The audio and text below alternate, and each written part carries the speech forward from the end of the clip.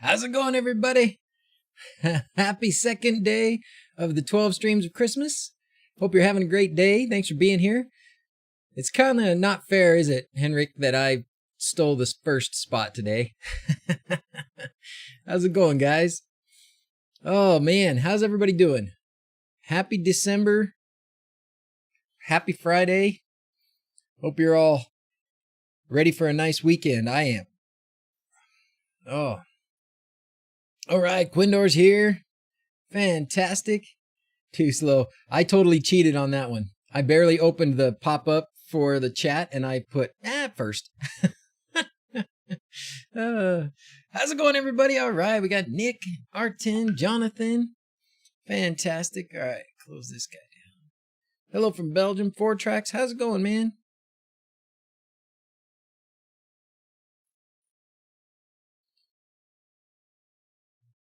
Trying to see if the thumbnail updated. It doesn't look like it did. Let's update the thumbnail again. Why won't it let me? Change.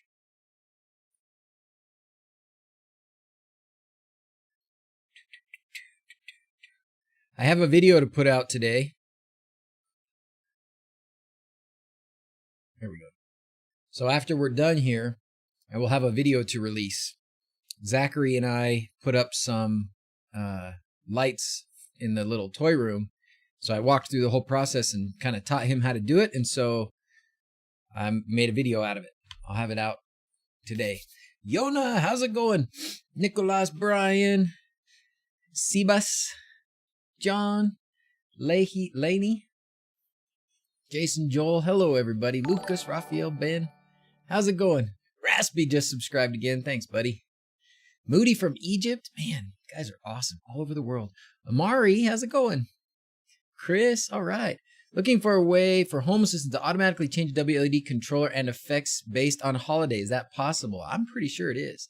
Not even pretty sure. I'm sure it is. We can look at doing that today. Hey, Stubbs. Yeah, that's a good goal today, Cody. Because there are probably a few ways to do it.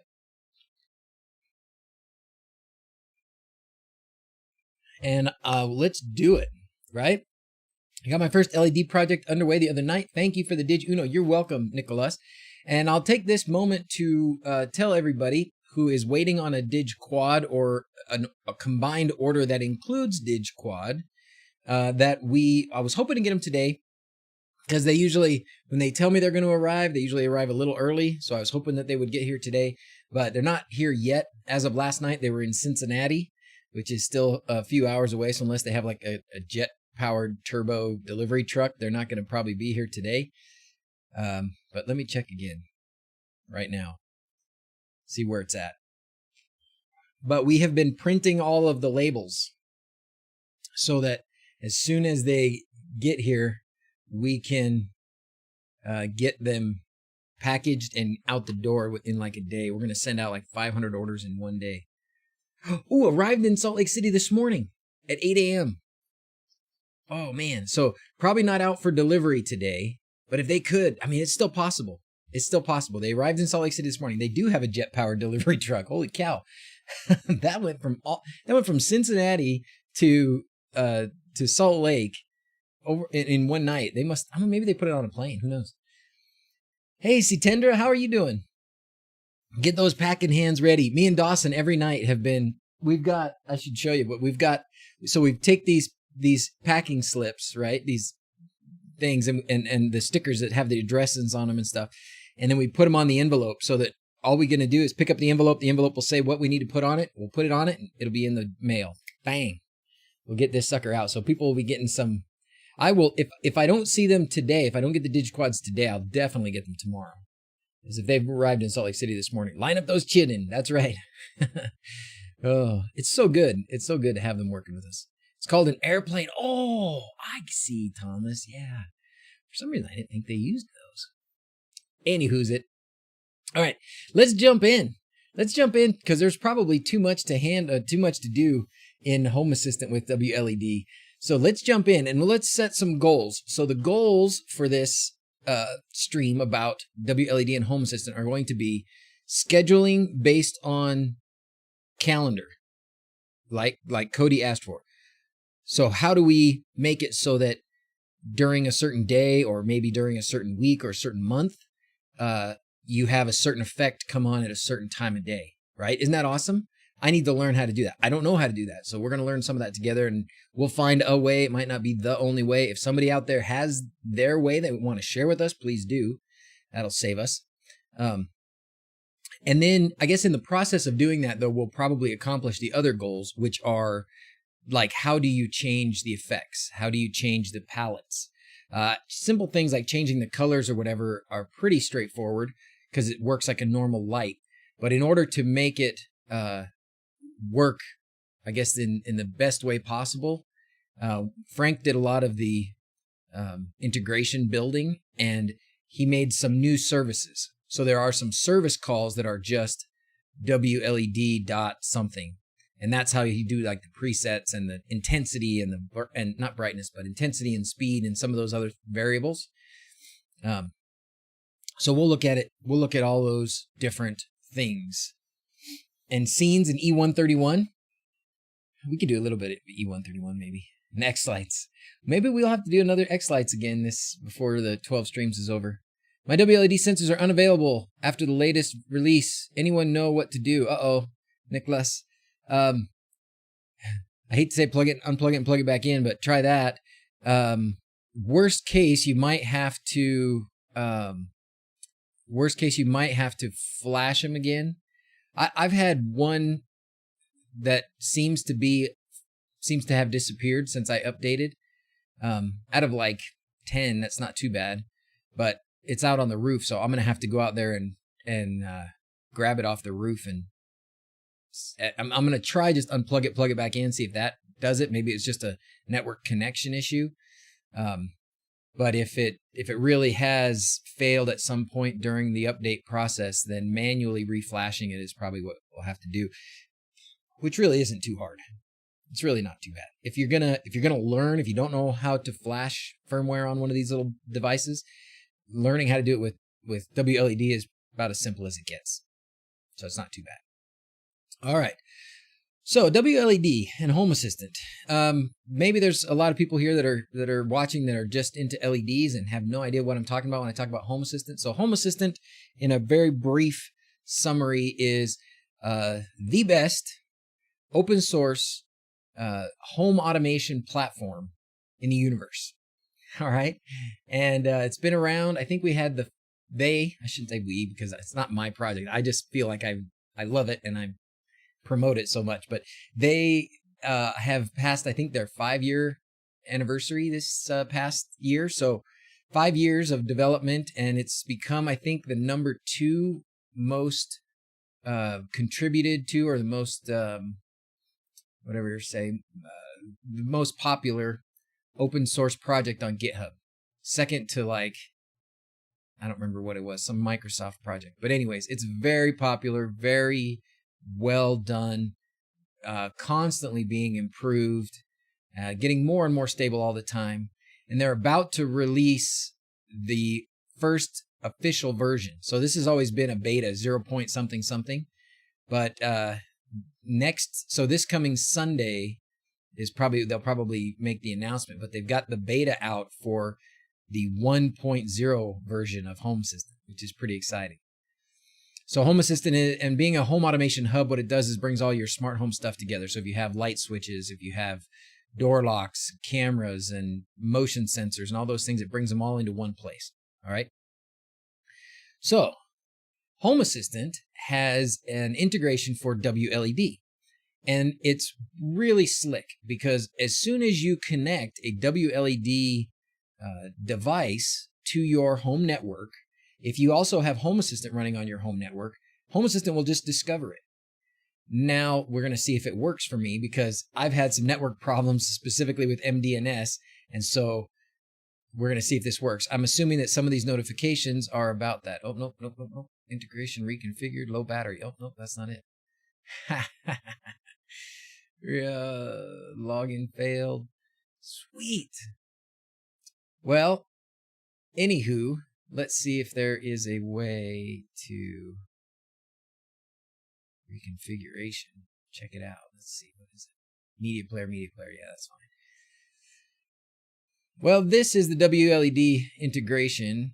I would like it to find me. Maybe it's if I've dismissed. Show ignored integrations.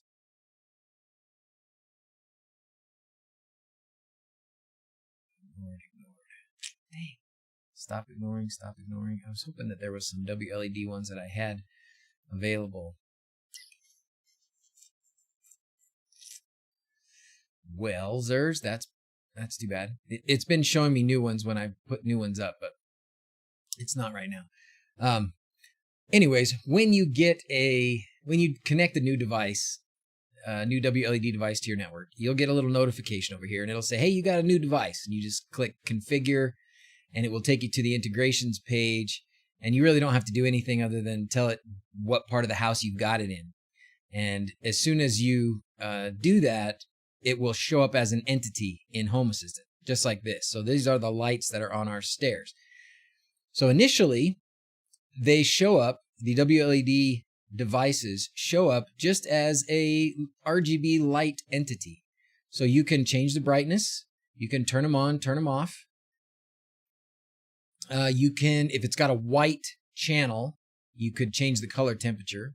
You can change the base temperature or the base color here. So this would be color number 1. In WLED, you can change 3 colors. I'm not sure if you can change the other colors. We'll have to look into that real quick and see if you can change the other colors. But you can certainly change the primary color or the first color here.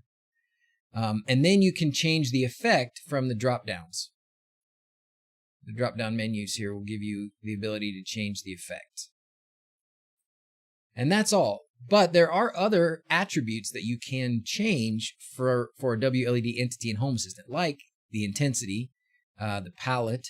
I want to see about preset and playlists, so we'll have to look into that. So let's do that. So let's start with looking for WLED in the documentation. Here it is. This is where it gives you the information on how you do some of these things. Switches. Okay, so the integration. So here's all the things that the integration brings in. Okay, so first it adds a WLED device as a light in Home Assistant. That's what I just showed you. Only native supported features of a light in Home Assistant are supported. So that does include effects, but that's what I just showed you. That includes effects, colors, brightness, some basic stuff. What else does it bring in? Okay. In WLED, you can split a single LED strip into multiple segments. The segments can be controlled separately in Home Assistant as well. So if you look at mine, outside on my play castle, the kids' play castle out there, we have a dragon head, and I made segments on the WLED controller that is working on the dragon head so that his eyes and the back of his head do one thing. And no, the back of his head does one thing. So like put some lights behind that kind of shine around the outline. And then I did his eyes as a second segment. And then I did some flickering on the, because we've got some like torches out to the sides, and I used the same controller for that. So each segment, since in that WLED controller I have different segments, it also makes a light entity for each of those segments. So I can control each of those segments as a separate light entity as well in Home Assistant. Pretty neat, huh? Pretty neat. Thanks everybody for subscribing. I haven't done any celebrations yet, so let's do one for everybody that I've heard bling past. And those segments, you don't have to do anything to make that come into Home Assistant. Once you've set up those segments, they come in. There's something about how you turn them on and off. Let's see what it says here. Full featured segment control has been introduced. If the LED has one segment, that one segment controls the whole strip. Home Assistant creates a single entity to control that strip. If it has 2 or more segments, each segment gets its own light entity in Home Assistant. Additionally, a master light entity is created. This master entity controls the strip power and overall brightness. Okay, so if I were to just turn off this segment, sounds like, based on that, or if I turn off this segment should turn off. But if I want to turn off all of them together, then there would be one called the WLED Dragon Head Master. So if I go Master, let's find.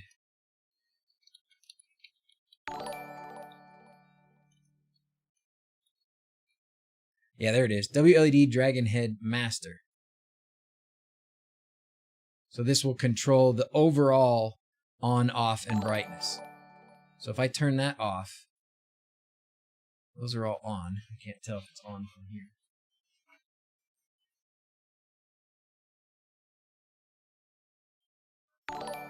Looks like it's still on. What is that search card? So this search card is actually it's a custom card that for Lovelace, and it's just called custom search card, but it's actually not necessary anymore. Man, oh man, we got bling, bling, bling. Subscribe, subscribe, subscribe. Thanks a bunch, guys. Welcome, welcome, welcome. You don't need that search thing anymore though, because now with the latest version of Home Assistant, you just hit E.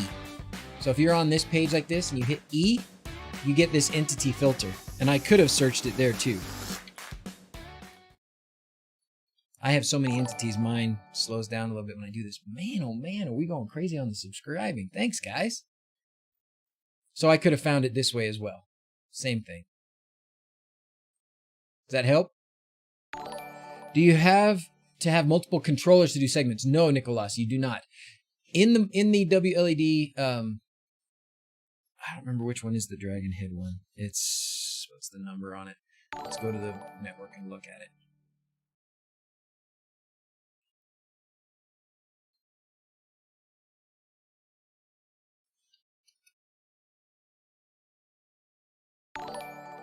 Bring, bring. Man, this has been constant.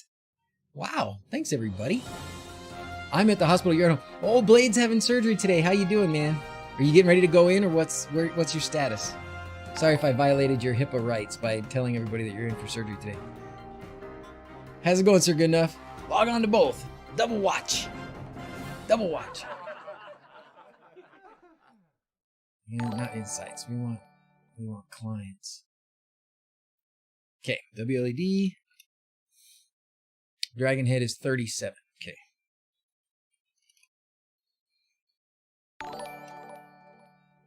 So these are the different segments, right? So when you make a segment, and the way it is now, it used to be only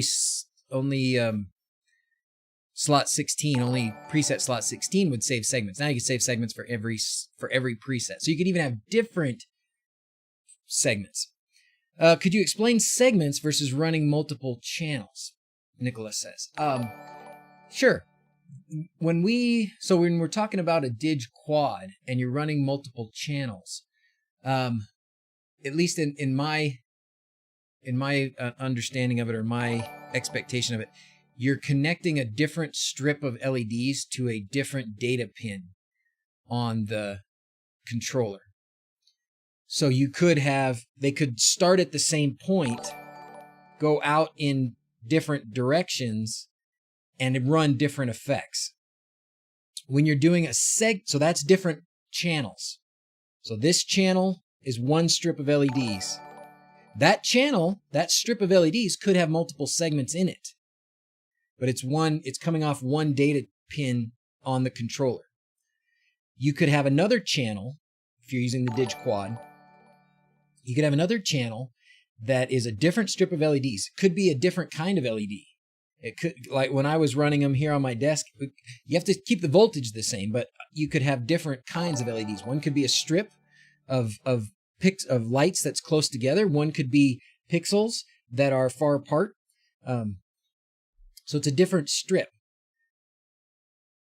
Inside that strip, you could also have different segments. So a segment is basically a section of one strip or string. A section of one channel, I guess, is the way to do it. All right? Does that make sense?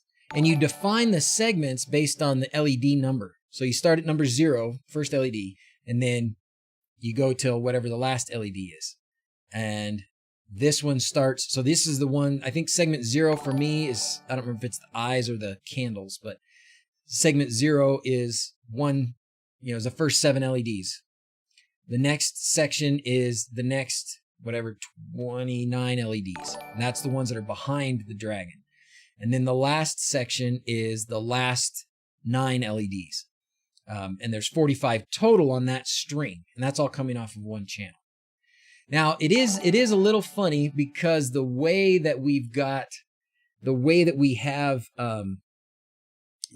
segmented out channels, different channels in that sort of alpha version of WLED, man, I am just going crazy with the follows. You guys are awesome. Wow, the subs and follows is right. Thank you, everybody. I'm sorry I'm not acknowledging that individually, but usually it doesn't just keep happening like that. How's everybody doing? Announce yourselves, and if I don't get a chance to say hi, I'm sure our good folks in chat will say hi to you. Good grief, we are just going nuts with the followings. Thank you, everybody.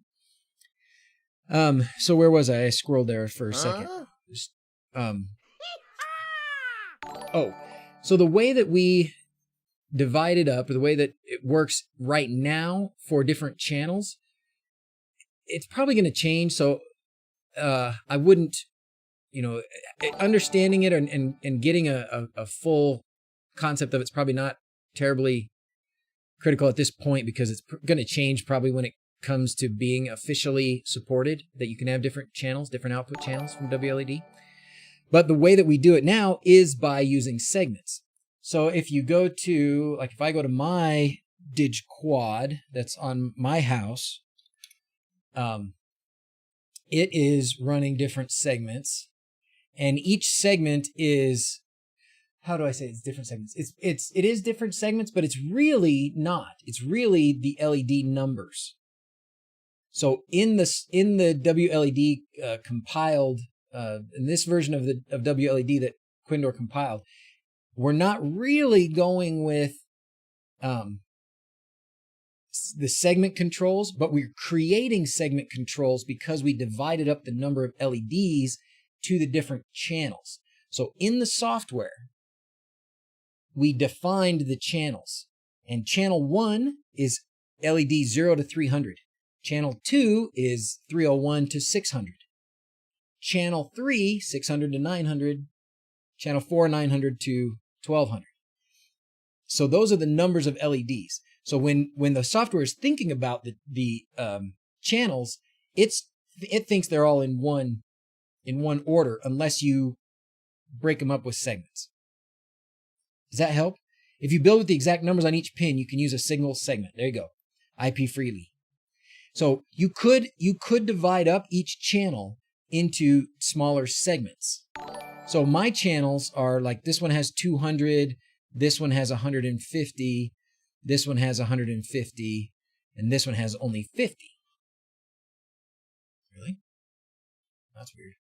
I'm trying to remember where that is. Anyways, I could certainly break this segment up or break this channel up into 2 segments. Word out, 1,000 subscribers, 12-hour stream. That's right, Chris. That's right. To squirrel or not to squirrel? That is the question. And if you have an Amazon Prime account, you get a free subscription on Twitch. All right. Let me refresh this for a second, because I'm kind of curious. I guess it's not there.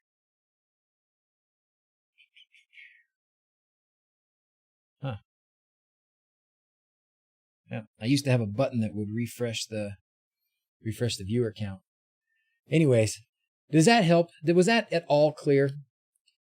And again, it's going to change with version 0.12, but that's the basic idea. The channels are off of different pins, and it has to be defined in WLED before you compile it and load it onto the controller. The segments you can divide up the different channels into multiple segments. And right now, the way that we are controlling our different channels is by defining them as segments. Gosh, that's probably not very... 255 according to YouTube. Yeah, I think that's probably wrong. I think that, I mean, we had so many people just come in and subscribe and all that stuff. I bet you that's wrong. Let's see. I've got a viewer thing here. Sometimes if I refresh it, it changes. Let's see. Viewer count. Turn it off and turn it back on. Fixes everything. It even fixes the viewer count. Yeah, those were mostly Twitch follows. Stayed the same. 253 now. 2 people left. Brand new to WLED, have 300 and all working, apart from like an odd flicker every couple of seconds. Where's that? Gosh, flickering is the bane of the LED enthusiasts, right? Isn't it? Is there anything worse than having your LEDs flicker a little? So I'd like to hear from all of our experts in the chat. What is your most common reason, do you think, for flickering? Voltage drop is another bad one. I feel like voltage drop, at least if you know that that's what's happening, you fix it, no big deal. But man, if it's flickering, oof. Oh. Yeah, that would be the first thing to check. Anytime there's flickering, the first thing you got to check is the strength of your data signal. It's very hard not to squirrel, isn't it? Forgetting the ground pin, that'll do it too. Yep. I have had issues where I used too small of a power supply, so that can do it. Water or moisture, bad data connection, sometimes a bad pixel just mixed in there. You just got, I mean, these are tiny little things with tiny little connections. Moisture. There you go, Armando and who was else? Stubbs said moisture. Thank you, Anonymous Cheerer, for cheering. Oscilloscope to inspect the data line. I wouldn't even know what to do with that, Gahan. Tough issue because I have 300 LEDs running perfectly. So Nicholas, what control are you using? Are you using like a DigUno or DigQuad, or using a sacrificial pixel, a null pixel, or are you just running off a Node MCU? I've had issues with the clock line. WS21Os causing problems if they're not perfect. Oh. Huge flickering issue across different ESP32s. Turned out to be separate 5-volt supply driving the ESPs. Yeah, that'll do it too. Curious if you or anyone else has tried to use Hyperion to control RGB lights like the IKEA bulbs, Tuya bulbs, and Hyperion. Maybe reading the color in WLED. I have not, Caleb, but thank you very much for the donation. That's wonderful. Appreciate that. I have not tried it, but I'm sure it's possible. There is a long list in Hyperion of the available devices.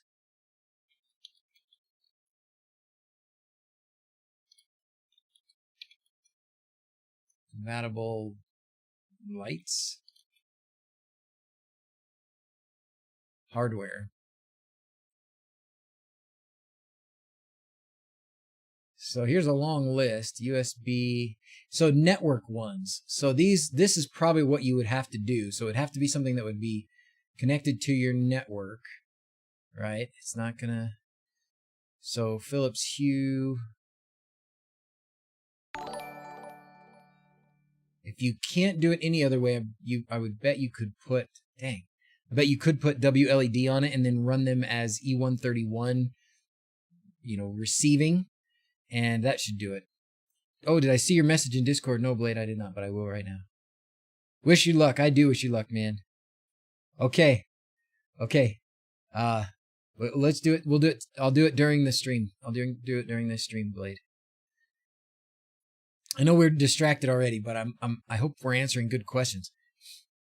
Can you make a WLED strip more than 10 meters? Yeah, absolutely. 10 meters isn't even that long, Lander.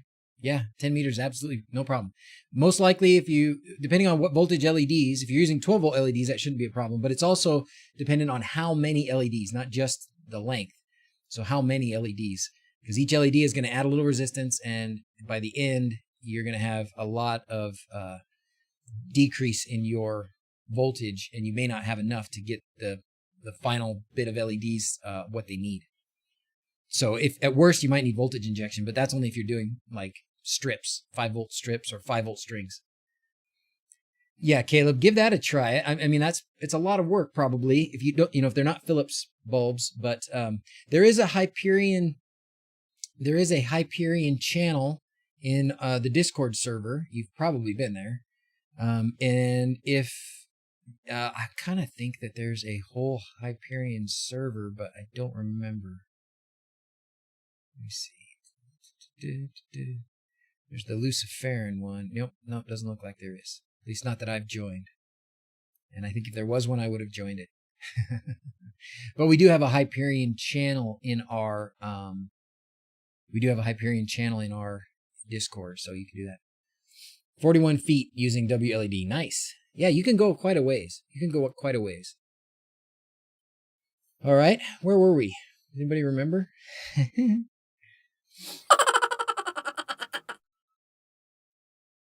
All right. So we were talking about controlling separate segments. So in the Home Assistant integration, back here, in the Home Assistant integration, if you've defined segments in WLED, each of those segments will show up as a separate light.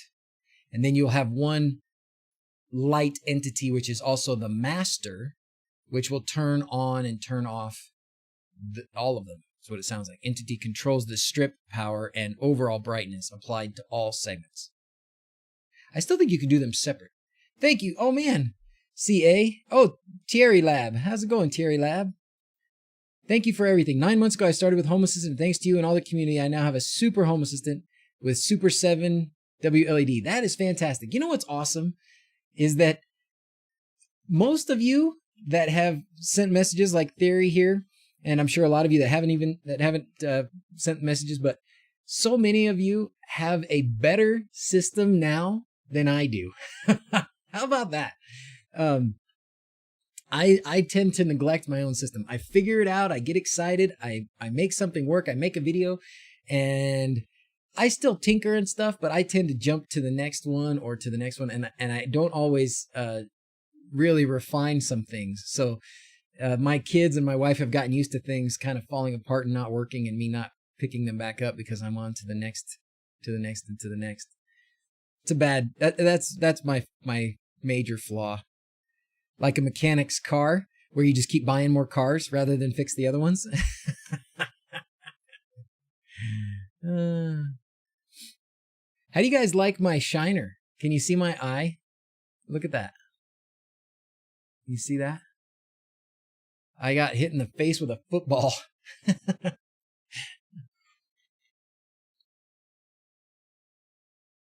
Anyone use a ferret for noise reduction on the data line? No, I have not. How do you update the Pixel Pro? Is it just the same process as the DrZzs? Oh, look at that. Hey, Hudson Drive Band, thank you very much. Thanks for all the videos. This is cool. Boop, boop, boop. Thank you very much, man. Appreciate that. That's fun. Yes, the way that you update the Pixel Pro is the over-the-air update. If for some horrible reason it fails and you get basically, I want to say bricked because it's not really broken, but if you get it in some situation where it's unable to reboot, you've got to do it manually. You'll have to have an FTDI adapter because the Pixel Pro does not have the USB communication chip on it. The next version does, version 3, which will come out sometime next year. It does. Where is the tip jar? Somebody said. I think I turned it off some time ago because it was on top of, Quindor's face. But I can turn it back on. The heck was that? That was awesome, right? There, the tip jar's back. You missed it yesterday, Blade. Somebody screamed at me. Was it Reese? Yesterday or the day before, somebody screamed. They played the scream, and I had my volume up, and it scared me. Got me again. Oh boy, Joshua, what are my thoughts on NodeRED versus Home Assistant scripts? They both have their place, man. I think you do whatever is easiest and seems most convenient for you. I do them both. NodeRED NodeRED is very useful for being able to repeat things and for getting a quick visual of everything that you have.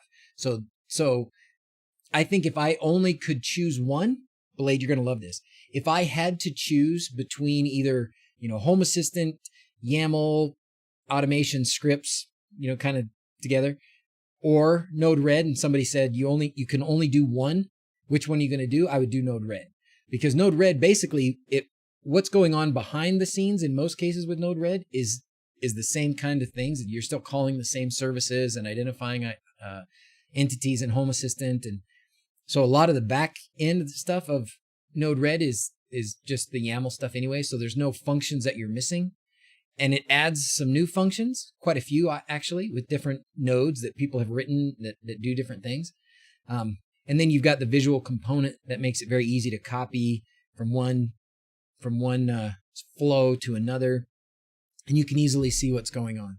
So he said it, NodeRED. I said it, NodeRED is better than YAML. But I still use YAML, and I still, in most cases, will go there first, because for me, it's pretty easy. What do I expect to be unveiled at Home Assistant Conference? Luca, you want my guess? Well, besides Home Assistant 1.0, I kind of wonder if they're going to do, this sounds crazy, but I kind of wonder if they're going to do, some kind of hardware. If they're going to have something available, like a specific device to run things on, almost, like some of these, like Habitat, where you buy the little box, and the box has the software on it, and the box has a Zigbee controller in it and some of that stuff. I don't know. I don't have any basis for that. I'm thinking, what would be some really big, crazy announcement that you wouldn't expect? What would be that? And one more thing, Steve Jobs moment. It would be, and one more thing. Here is, Home Assistant Pi or whatever. Mark this down on your calendar. You got it, Blade. Are you like sitting in the waiting room waiting to go in for surgery right now? Why did you use 90-second timeout with your shades instead of number of steps, since you used a motor driver? Yusuf, I didn't use a stepper motor. I didn't even use a, I can't remember what it's called, but where they count the revolutions. So I just used a plain old DC motor. I've actually changed my blinds now. I don't use those motors anymore. What I use, which I don't actually have anymore to show you because I've installed them all, but what I've used is those roller shade motors from ZemiSmart. And they still bug me about this because I never made a video about it, even though I use a ton of these. So I really owe these guys a video. I know we're so far off this beaten path right now. Sorry. It happens. Just window curtains, roller shades. So these. Actually, I think it's these. No, I think it's the cheaper ones, but that remote control is the remote control. So maybe this is them. They seem cheaper though. Yeah, that's like the Europe version. But basically, this is what I've used now. And inside here is an encoder. Isn't that what it's called? Encoder. Yep. Thank you, Sir Goodenough. It's an encoder. So inside here, I've taken one apart. And inside here is just a little motor, some gears and such, and an encoder that keeps track of the revolutions. And it's really easy to program these with a bottom and a top. So you hit a button and it goes all the way up. You hit another button, it goes all the way down, and it remembers where its bottom and top are. And what I liked best about these, besides that they hide really well, you can hide there's no extra mechanics sitting out there. There is this unfortunate cord, but they also have a solar battery powered version that I have that works really well and doesn't have any cords that you have to see. You can just recharge it every few months. But this is RF controlled. So one of my problems in my home network is I have 100, I think last night when I was playing around with my network again, 137 devices connected to my network. And well over 100 of those are Wi-Fi devices. And of those 100, probably 90 are 2.4 gigahertz devices. And that's not even counting the Zigbee stuff or the RF controlled stuff. So my brain is frying under all of the invisible communication waves bouncing around in my house. So I do have a goal to start to reduce that and start to go with some more wired solutions. But these, you can use these with Tuya and Wi-Fi if you want. You could put Tasmota on them if you want, but Tuya now has a really good local control integration for Home Assistant, so I wouldn't even, unless you really, really were paranoid about connecting to Tuya servers once or every once in a while, I don't worry about it. But they do have the RF function, so I use it with the RF controller. So I use it with a Sonoff RF bridge and Tasmota and Horsestitch to control them. So that way I don't need that fix because you were talking about the timer. That was where this whole squirrel started, was why did I use a 90-second timer? So there you go.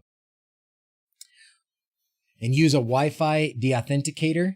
What would that do, Chris? Would that just grab all of my, would you just hack the crap out of my network? When we graduate from WLED and ESPs. Yeah, as soon as I can do simple controls of the strips through the Falcon player and X-Lights or whatever, it would knock it all offline. Yeah. I think maybe that's what somebody has. Maybe there is a deauther bouncing around my house. That's why stuff gets knocked offline all the time. Maybe I am getting hacked. I keep my PSUs for my lights plugged in. Is that okay? I keep worrying that the cooling fan will break and fly off. It's probably okay, Hornby. I have had a power supply on my very first string of lights running in an outdoor waterproof box almost nonstop. I mean, I've turned it off from time to time, but almost nonstop for over 3 years. And it sounds horrible. So the fan, it probably does need to be replaced before too long. I'm going to let it completely fail, though, before I replace it. But I can hear the fan now. You know, when I walk up the steps of the front of the house, I can hear the fan squealing away up there. So I know a lot of people have, they've put a separate control to turn on and off their power supply. So like a smart plug, a Wi-Fi plug that you could turn on or turn off. What's this? Oh, no, that's a different one. Dang. I thought I just got the notice from DHL, but it's different. So anyways, did you have to use LEDFX? I used it and I played with it a little bit and I haven't gone back to it, but it was pretty good. I mean, it was a nice in-between. If you didn't want to get as complicated as X-Lights, using LEDFX was a good way to get music synced with your lights, I thought. But I haven't really used it since. Again, it was one of those, I do a project and I get so fast onto another project that it's not fair to the first projects. My other projects are all, you've seen the meme with the guy holding hands with the girl and he's looking back at some other girl that walked by. That's me, my last project and my next project.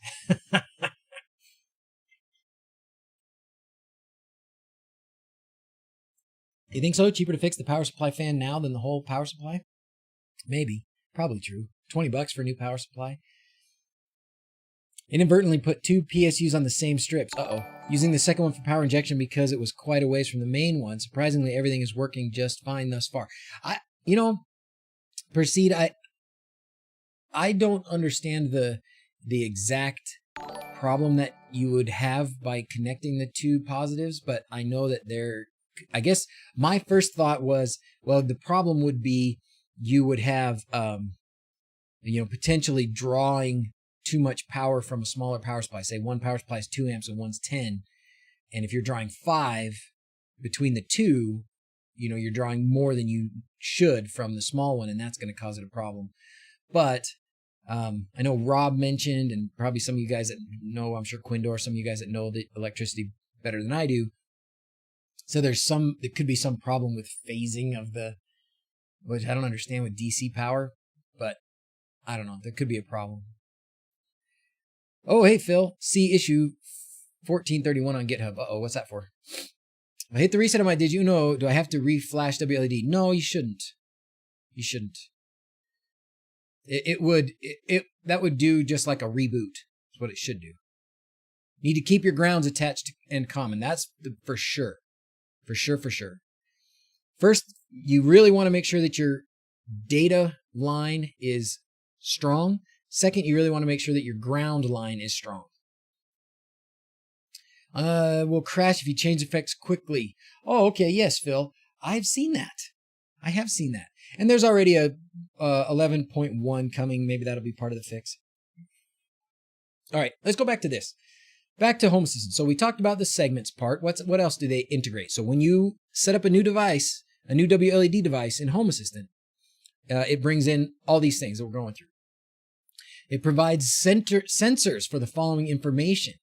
So it gives you the estimated current, the uptime, the free memory, disabled by default, so you can turn it back on, the Wi-Fi signal strength, the RSI. Oh, these are all disabled by default, but you can turn them on. So if you go in here, so let's go to one that I don't mind if it. Oh no, what we want to do is look at it in here.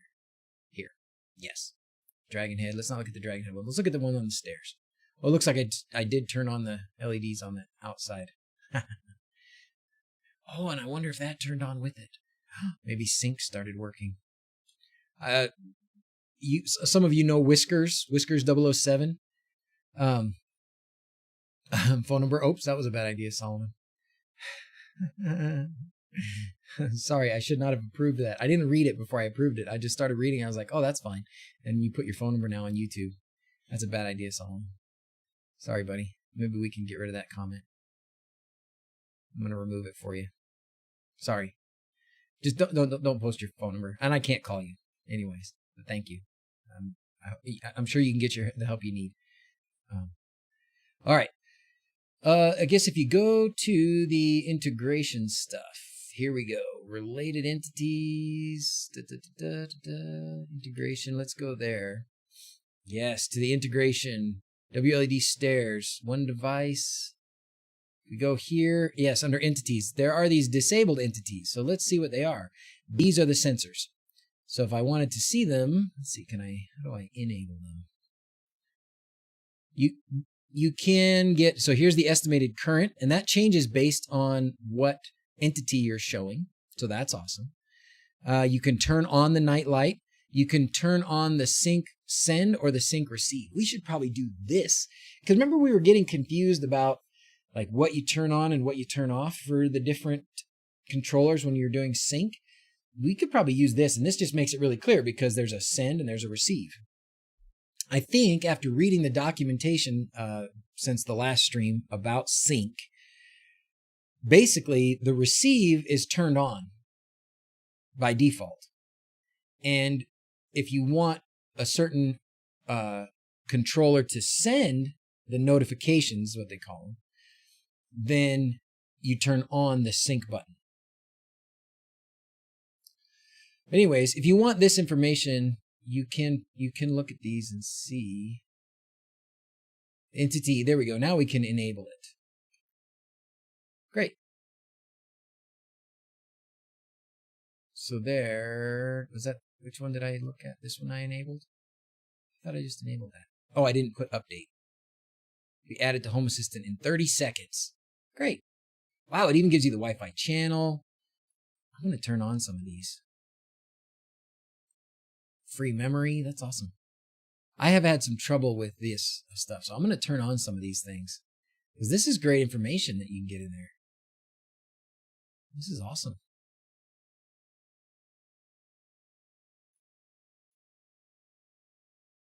It hasn't been 30 seconds, but yesterday did the upgrade from 10, good to 11. What do you think, Bio? Do you liking it? Kind of doubles as a fuse in that case and will take the brunt of a power surge if that's in the line. Oh, good. You guys are talking about something good. Let's get to 75 today. Go, go, go. Helps prevent you from having to get on the roof to replace the first LED. Ooh, I want to see what Pyro Monkey's talking about. What you talking about, Pyro Monkey?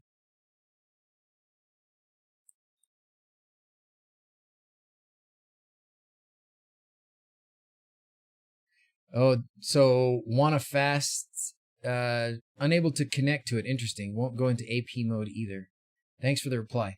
I have to say that some of the did great on 3 chips, 4th chip failed. Yeah. The weakest link in the DrZzs is by far the D1 Mini, and sometimes even the Mini 32s. Quindor has a solution for that in the works. But yeah, we've definitely had trouble. Hopefully it's solved. We had to bring the hammer down on the factory to some extent because a lot of the stuff that they shipped, or many of the controllers that they shipped, had just bad D1 Minis on them. And that really causes us a problem because there's, I love making a little bit of money on these, but it's not a ton. And, when you have to replace a part for a few dollars, that pretty much is it. So, but anyways, hopefully that's better or going to get better. But the worst thing you might have to do is replace a D1 Mini, which should just cost you a couple dollars from Amazon or AliExpress if you don't have them around. But that defeats some of the purpose, right? Some of the purpose of selling these DrZzs and stuff is that they are already soldered and everything for you. You don't have to worry about it. So if now you have to solder your own, pins on the D1 Mini, that's no good. Anyways. All right, there it is. Look, there's my Wi-Fi signal stuff. So now that I've enabled the Wi-Fi RSSI and the Wi-Fi signal strength, I got them. That's beautiful. That's wonderful. That is wonderful. Fixes being worked on. Improving quality is always the goal. That's right. And it's still a small percentage. It seems like a big percentage because you only hear from the ones that have the problems, but more problems than we would like. No doubt about that. It was the sensor I had unavailable. No need to reflash. Oh, good. Oh, good.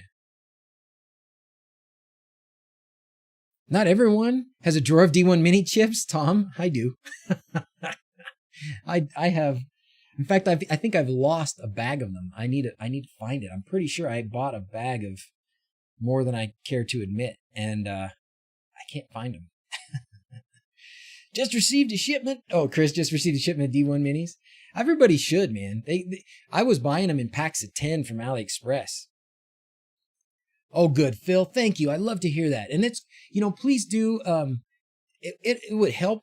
It would help me, and I would love the kids to see it. If you've bought a DrZz or DrZz and things went well for you, go to the website and leave a comment and because people see those. You can leave a review on my website, and if you have a good experience, let us know. It's nice. It's I don't care about Google stats or people reviews for other things, right? But it makes us feel good. It's nice. It's fun to read. I was talking to Zachary last night a lot about how I've had to handle a couple of problems and how nice it is when you get people who are really happy.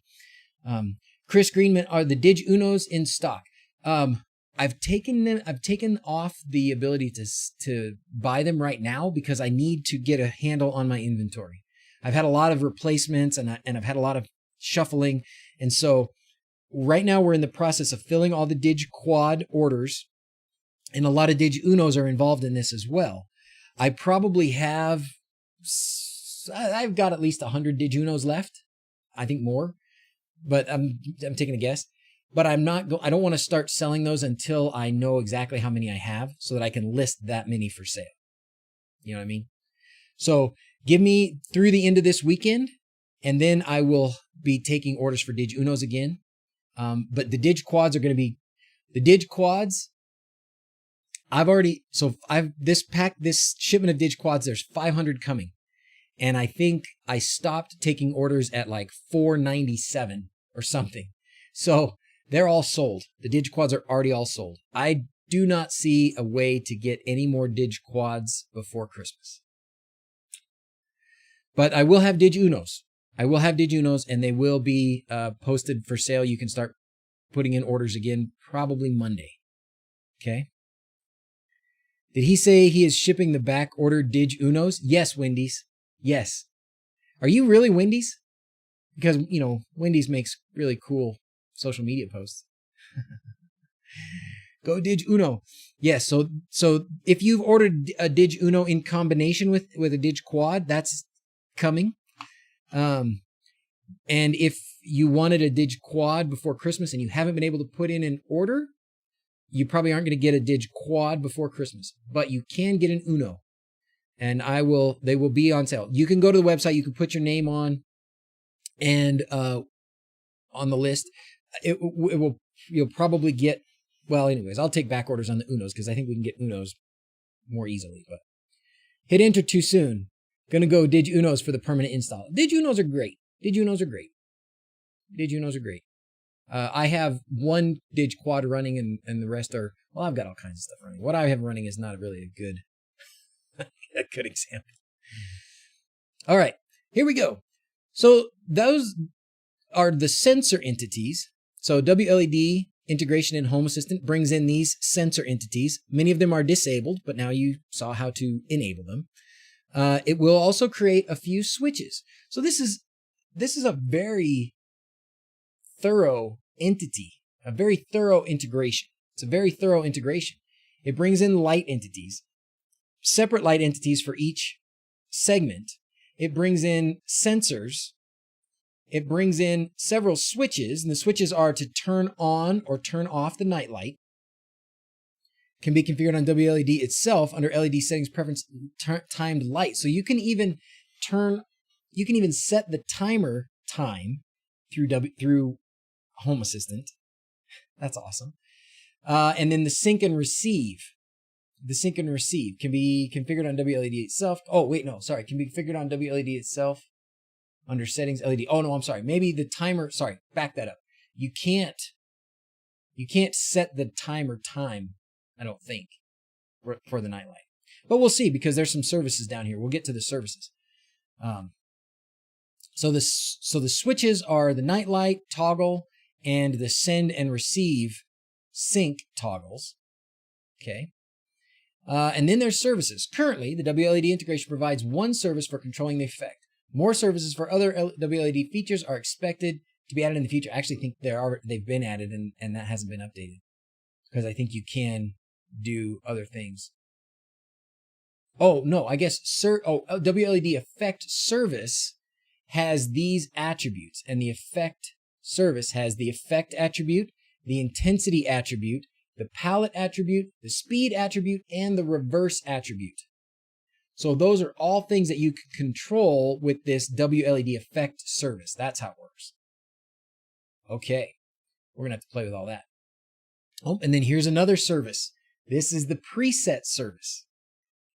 This service allows for loading a preset saved on a WLED device. ID of the preset slot to load from. Okay, we're going to have to start playing with all this. We're going to play with all of it. Let's play with all of it. I think probably the best way to do this is going to be to do it with my matrix. So I've got a little matrix here in the office, which I don't see the light turned on. Kind of concerns me. Okay, but it's working. All right, so we're going to come back and forth to this so that you can see what I'm seeing in the room here. All right. And then we're going to go into Home Assistant and we're going to pull up this matrix in the entity here, and we're going to start playing with it. Matrix, WLED matrix, one device. Sweet. Okay, that's the page we want. So this is going to be our starting point. From here, we're going to look into all of those services and all those things that you can change.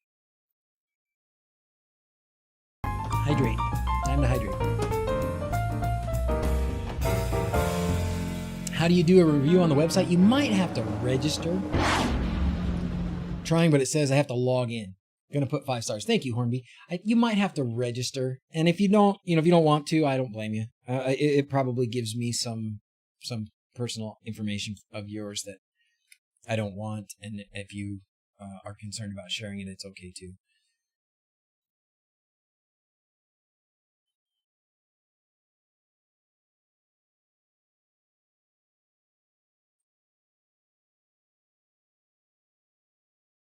The other thing that happens when you register, I don't even know how you register. The other thing that happens when you register is you have the ability to cancel your order. I've just been doing that for most people because most people don't actually register with the website. They just check out as a guest or whatever, and that's great. That's fine. But if you do register as a user, then you can cancel your own order. And I think I don't know if you can register after you've placed an order. You might have to register during the order placing process. So if you can't, you can't. I understand. Go to the contact page. Oh, Phil says go to the contact page. Is that where it is? Oh, this issue registration form. Oh gosh. Oh, that's actually, let's bring this up. So, oh, down here you can leave comments. Oh, good. Yes, you can. Let me talk about this for a minute. This is a digression. Huh? Yeehaw! That thing looks fancy. What is it you're talking about? Something I showed or somebody else? Probably somebody else. Anywho's it. Let's talk about this. So if you have had an issue, I set up this form, but we're transitioning. We're changing this. And I haven't updated the website yet, but we are changing this. If you've had an issue, and it's actually going to be a bit of a catch-all. But if you've had an issue, we have set up now helpdesk.DrZzs.com. If you go to helpdesk.DrZzs.com, you can make a user. You can use Facebook. I thought we had it set up so that you could use other things too, like Google and some stuff. But you can sign in with Facebook or GitHub or something, or you can create an account down here.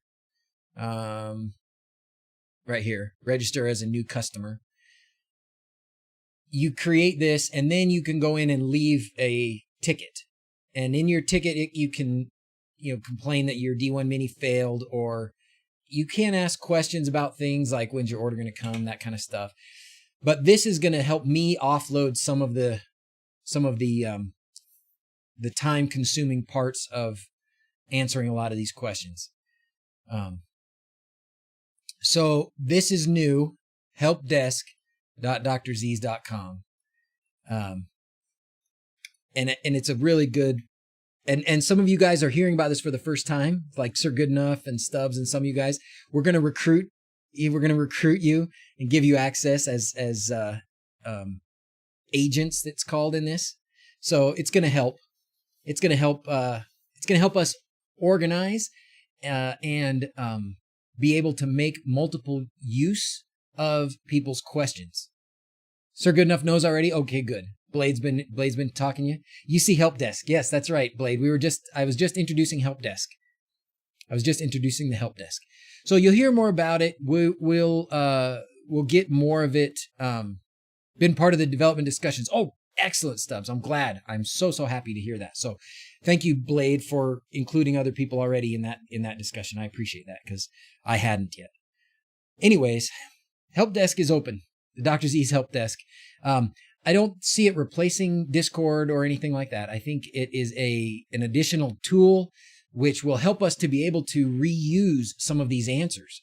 So if some of the answers are, things you can repeat, like somebody asks the same question, you can just point them to this, a pinned answer here on help desk and that kind of thing. So it's another help, and it's a really good system. Blade has spent some good amount of time setting it up for us, and we've got to learn exactly how we're going to make it all work as best as possible, but that's a process. That's fine. It doesn't have to be perfect off the beginning. But I am going to link this in this page instead. So that was how we got on this, was because somebody was asking, or somebody said go to this page. But help desk is going to be the new method for doing that. So yeah, nice knowledge base. It is for sure. Professional database. Yeah, it's good. It's very good. So we're growing up, man. We got to put on our big boy pants. We got to be got to be the real deal now. Prime time, All right. Okay, let's go play with this matrix again. Let's go play with the matrix. All right, so we're in Home Assistant, and let's first we're gonna turn on these disabled entities. So these are all the sensors. So let's go in here and we're gonna turn on all these sensors because I want to see all this stuff. So I'm gonna update all of them and turn them on. Uptime tells you the last time since it was booted or rebooted. This tells you which SSID it's connected to. This tells you which Wi-Fi channel it's on. That's pretty cool. I've been learning more about that kind of stuff because I've had so many problems. The RSSI is like the quickest signal strength or something like that, and the signal of the Wi-Fi. That turns all those on. So I'm going to turn all those on. Each channel is approximately 30 milliamps or so. Do you want to grow? I want to be young forever. I do too, Yona. I don't want to get old. Actually, you know what? I don't mind getting more experienced, but I would like to live to like, I don't know, 100. Well, no. What am I talking about? 200, 250. I want to be like an elf or something and live to be hundreds of years old.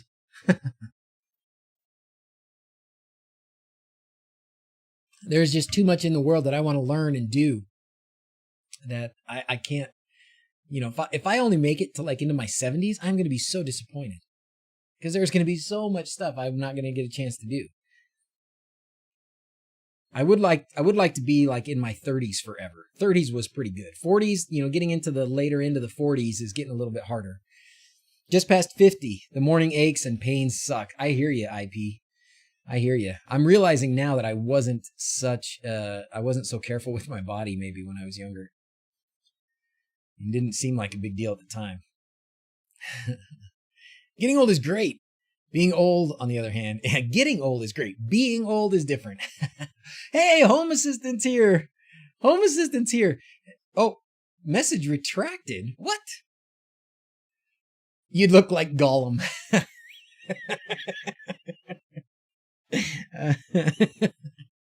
I'm becoming more and more like Gollum.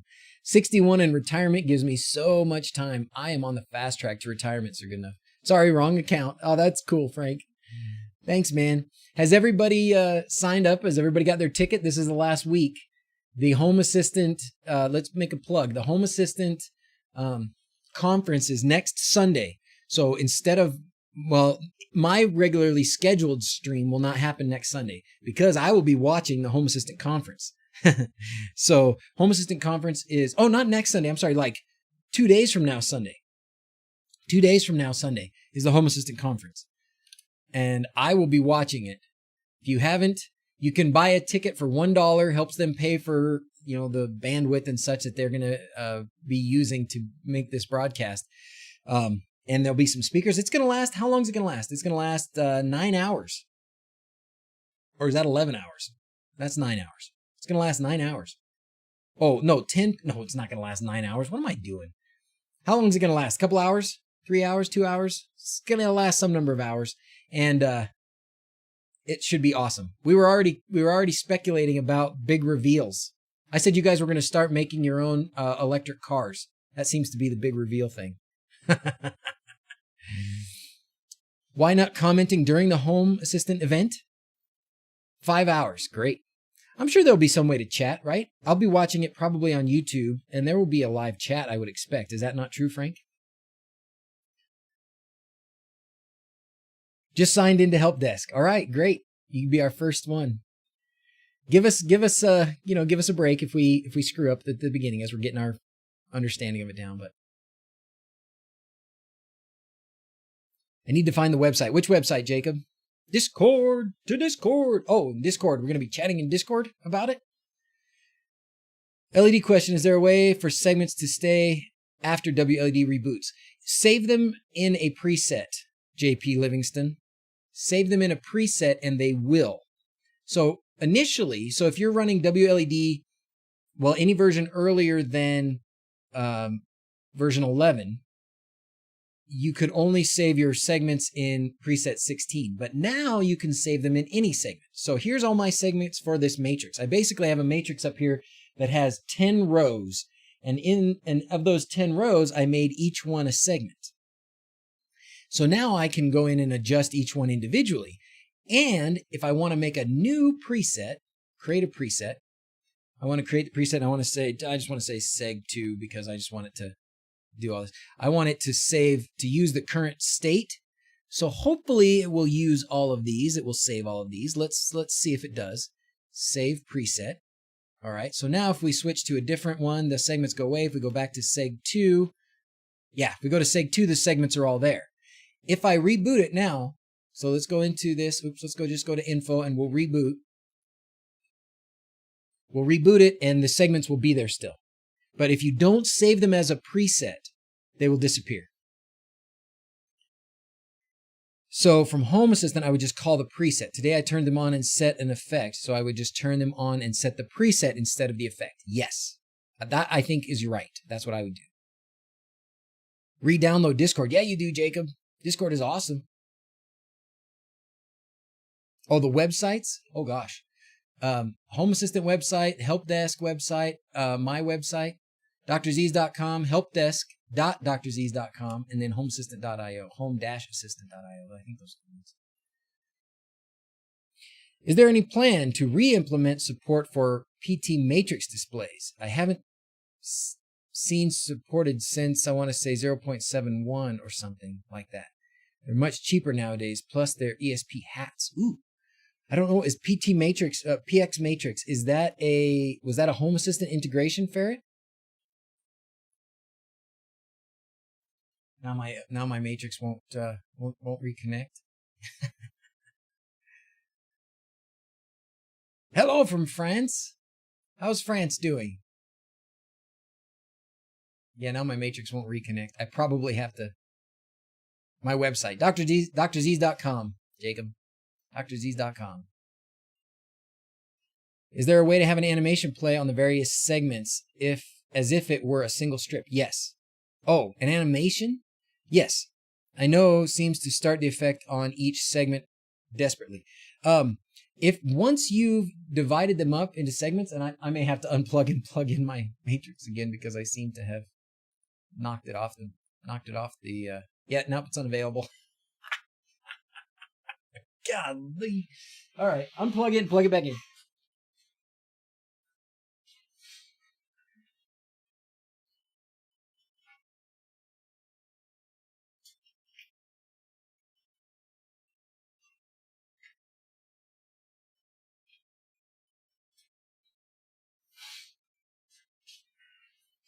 This, I think, is my my network. My network is just, it hates me. Okay, there you go. So when you do divide it up into segments, you can totally control each segment individually and have each segment run a different effect. And we did do it in X-Lights as well. I don't remember how exactly that works out. But if you wanted an animation, if what you're saying by animation, if what you mean is X-Lights, that you can use different segments. But I think they just do it based on the channel, based on the LED number in the string. So anyways, there's the way to save your segments. So let's go into, we're going to go into Home Assistant and load some of these things. Now look at all this. Because I have the preset loaded with all these segments, look at, I've got all these segments. I've got the master. And that actually only turns on the one, that's only segment 0. And then the master turns them all off and turns them all on. So even if this says they're on, if the master is off, they are all off. But with these switches, you can switch them all off individually, each segment. Does that make sense? What are you doing? El Gancito, what are you doing? Thank you, my friend. Wow. Thanks for the segment clarification. You can ignore that comment. Go to Home Assistant. Okay. Man, Gancito, is that? Anyways, I appreciate your tip tremendously. Regardless, pesos. Thank you very much.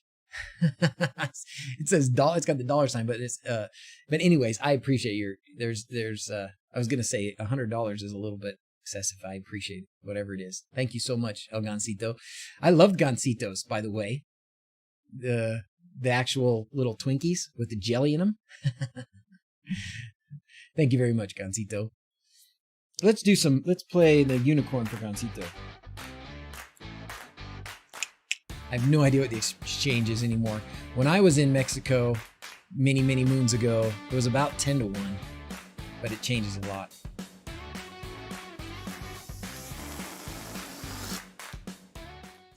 Long-time viewer, first time to catch you live. Well, thanks for being here, El Gancito. Thanks for all your videos. First year that I finally pulled the trigger on holiday lights for my house, all thanks to you. Ugh. I drive, like last night I was driving around, and of course, we just live in one little part of the world. But I was looking out from the freeway over all these houses and looking at how many of them had new colored LEDs. And maybe none of them did it with my help, but I still felt like I'm making the world a better place. You know, it was just a cool feeling just to think, you know what, even if they didn't do it my way, even if I didn't help them, even if they don't know who I am, there are parts of the world that have new cool things to look at on their houses at holidays and stuff in some way because I helped. That's an awesome feeling, right? And to be able to tell my kids that's really cool. So thank you for the feedback, Gancito, and everybody else. It's fun. It's a very rewarding, fun thing. So I appreciate it. Driving around my 4-year-old last night looking at the lights surrounding the neighborhoods, and I can't wait to have the best lights in the neighborhood. That's right, Nameless Poet. That's right, you will too. You will. Sorry, since you're tired of these questions, I'm not tired of questions. Not at all, man. Any chance of getting a Dig Uno this week? Didn't research enough, and I'm sure. So let's see. Uncle Tob. Right now you can't buy them, but on probably Monday I will start taking orders for Dig Unos again. There's really not going to be a way to get Dig Quads, but I can take orders for Dig Unos, and I think I may have some of my Pixel Pros left that I'll release again. So yes, you can get Unos again, probably starting Monday for me, but you still can order them from Quindor. And especially if you're out of the United States, Quindor has them, and Tollbringer, which is xgeeks.com, has them for Canada. So you can still get them. First referral was to DrZzs and Hook Up Rob, Pyro Monkey. I think I started a trend in my neighborhood. I've had 24 of my neighbors come up to me after I finished my LEDs and ask how I did it. They are tremendous. That's fantastic. That is fantastic. Again, we went was it last night? No, it was 2 nights ago. We went to do some, we did like this United Way gift thing where, us and another family of neighbors, here's some friends. You basically just go to the United Way website or something and you say, hey, we want to sign up to be, a Santa for a family. And we ended up getting matched with the same family because they had multiple kids. And so they got some of the kids and we got some of the kids. So we went together to their house to give them the gifts. And it was this really sweet family. They're from Ecuador. They had like 4 kids. Oldest looked like he might have been about 12, and the youngest was like 2. Sweet little family living in probably a 2-bedroom apartment. But anyways, how did I get on that? we were talking about those neighbors. That was the whole point of it. The whole point of that, telling you about the United Way gift giving thing, was because the neighbors that we went with, as we pulled up to my house, they said, you've got to come do this for us. You got to get this thing on our house, this light thing on our house for us. So it's not going to stop. I'm sure that once Christmas passes, it will slow. But the best time to do your lights is not right before Christmas. The best time to do your lights is after Christmas, either in the deep winter if it's not too cold outside, because then it's not going to be fun. But then once you get to the springtime, it's the best. Okay, greetings from Belgium. Thank you, Stephen. July is not the time, Stubbs. At least not where I live. It sucks to get up on your roof in the summer. So getting up there when it's available, when it's a better time of the year, the shoulder seasons. Chris, when is Permatrack going to be available? Golly, Permatrack has been so successful. It's hurting us. I don't know. I wish I knew, Chris. Here's the situation with Permatrack. We've got an order of 5,000 pieces coming into the United States at some point. Should have already been here. We should be already sending it out. I don't even think it's gotten on the boat in China yet. So it's unlikely to get to the United States before Christmas at this point. Once it gets here, we have a ton of back orders to fill. And that is the problem that we've had. And the mistake that we made was allowing too many orders to be placed when we were way too far out. So we've got to fill those back orders and then figure out how much inventory we have left. I don't even want those guys to stop. So as soon as they ship this, right, because we've got a factory of guys over there that they're doing all the boxing and everything. As soon as they ship this, they need to start working on the next 5,000. But I am pretty confident that come January, we will have a better system for ordering and a better pipeline for bringing it here. But it's not going to be available anytime soon. But January, definitely it will be more available. Planning on doing mine in the early spring. Just going to do a bit of testing over the winter, trying to decide 2-inch, 3-inch, 4-inch. Yeah. And let, tears your shingles up too. It's not just hot. Yeah. Oh, it tears your shingles up when you're walking on them in the summer. You helped me do lights for this year's display. Oh, look at that, Thomas. I want to see your display.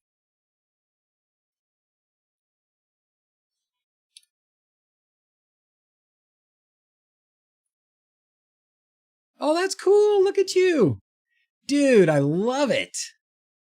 I love it. This is from Thomas Helmick. Oh, man. And is this WLED and segments? Tell us about how you did this. I would think you could do this with like just segments and WLED, but tell us what you did. 3 inches feels like the sweet spot. I kind of like 3 inches too. I think 4 inches is a little too far. 2 inches is okay, but might be a little close. 3 inches is what I have and what I like, but I know a lot of people want 2, so that's good too. Discord being a pain. Thomas, this is beautiful. This is beautiful. Thank you for sharing that with us. I love it. Hyperion tutorial rocks. I've got more Hyperion tutorial on the way too. There's more to do. Mute it and push play. Oh, it is playing, I thought. And I see it changes, right? It's got some changes to it.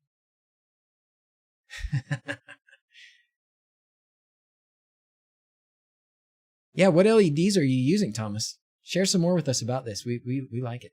Put up about 20 LED strips. Recently installed 7 strips, 3 roof levels on the back of my house, all running off one node MCU. The bottom level flashes randomly colors every 2 seconds. Any ideas? You might need to split that up. You might be reaching the limit of what that one node MCU can do. I know that we typically say that you don't run into problems until you get past 800 LEDs, maybe 1,000. But I've also seen it happen. It happened in Jaren's house. The guy whose house we did the installation of the Permatrack at. When he went to do his second segment, or when we went with him to do the roof, the second part of his roof, the top part of his roof, we ran into some real flickering problems. And we tried everything. There was no good reason for there to be flickering. We tried everything. And what finally solved it was adding a second DrZz. So he has to run 2 DrZz. And it wasn't really like it was very long. Like his bottom line was 100 and something feet. His top line was, maybe his bottom line was like 120 feet or something like that, 130 feet. The top line was like 107 feet, maybe something like that. And it was 3, I don't remember what the number of LEDs were, but it was a few hundred. It wasn't something excessive. But that's what solved the flickering. And the flickering was occurring between gaps. So he had, we ran across the bottom. I don't think we did any gaps along the bottom. And then there was a gap. So we jumped a gap where there was no lights, just with wire up to the top. And that worked fine until we went to jump the next gap. And when we went to jump the next gap was when we got the flickering. And we could not solve it. If we put LEDs in there, instead of having a wire to jump the gap, if we had a string of LEDs that was continuous, it worked. When we shortened that line up a bit, it worked. It stopped flickering, but only for some effects. Other effects, it kept flickering again. So the solution was we added a second DrZz for the top. And now it worked. I can get about a 10 foot of gap with no flickering. Maybe, I mean, it seems like it seems unpredictable. I wish I knew exactly when the gaps caused flickering. I would think they wouldn't ever, but they do sometimes. How do you hide the wires when you jump the gap? You know, if it's up on the roof, I try and tuck them under an overhang if you can. I know I use water resistant, weather resistant stuff on the outside. 20 feet in 2 sections and had 3 pixels in the middle, and it worked perfectly. You know, you might be able to, somebody brought this up. You could, say you had a long gap, like this 20-foot gap. You run 10 feet, put a pixel in the middle, and then run another 10 feet. So maybe you could try something like that with one of your gaps if you put a pixel in the middle of the gap. So say you've got a 12-foot gap, like Phil's got a 12-foot gap. What if you go 6 feet and put in a pixel? Even if you just black duct tape it or black tape it so you don't have to see the light, and then you've got 6 feet. See if that fixes it. This is new for me, so I've not had to try and solve this multiple gap jumping pixel issue. I can tell you in my castle, in the castle that I have in the backyard, I jump the gap multiple times. Every time I go between one of my little windows, I jump a gap. And probably not all of them are very long, but there's a gap at the beginning, maybe 8 feet. And then between each one, there's probably 3 or 4 feet. It goes over the door, so that's a gap. I don't know. Would logic level shifter fix it right before the gap? Well, a pixel should do the same thing as a logic level shifter, JP Livingston. A pixel should do the same thing. Yes, exactly. So like Chris says, make 3 segments where the middle segment is the jumper pixel. Maybe we should start calling it that, a jumper pixel. Each pixel boosts the signal with the next one. If your last pixel is low voltage, it can't boost it enough. So power injection at the last pixel before the jump could help. I like that tune. I like that too. So put a voltage power injection right before the gap. That might do it.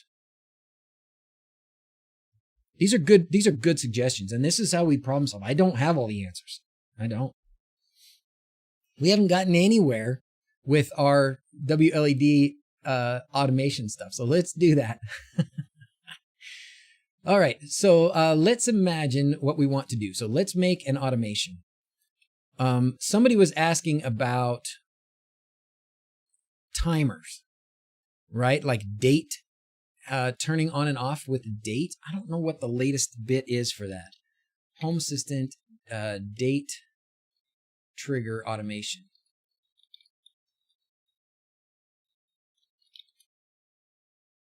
Trigger an action on a specific date. Automation trigger. What is the input date time?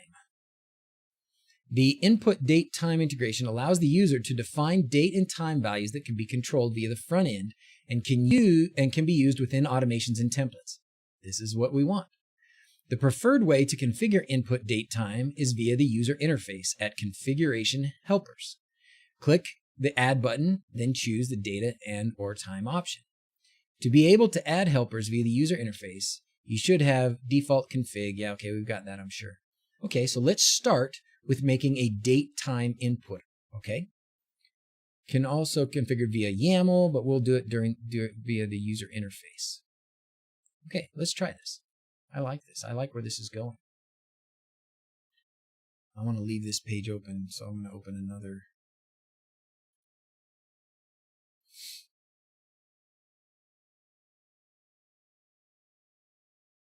You made yours in YAML, Chris? Okay. Let's try it in the, because I haven't used helpers very much. I'm too old school. Let's see, where are helpers? Helpers are helpers in developer tools? Helpers in, where are helpers? I feel my eyes getting droopy, like I need a nap. Too much. I've been too excited. This has been a really fun stream for me. This has been a really fun stream. Can trigger be used by flash or sound camera movement? Oh, can a trigger be used to flash by sound or camera? Oh, absolutely, yes. Mic, too many mics? Yes. You can use anything you want for a trigger. Once you've got, once you've got sort of the action of the WLED stuff down, like turning on at a certain effect and brightness and stuff, once you've got that down and you're using Home Assistant, you can trigger it with anything. Configuration panel helpers. Thank you. Squirrel. I can feel myself getting, I know it's only been an hour and a half instead of 2 hours, but I probably didn't have enough breakfast this morning.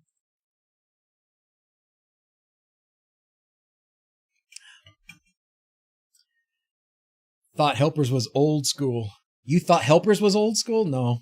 I don't know, Kenneth, you've been around this thing for a long time, right? You've been doing this for a long time.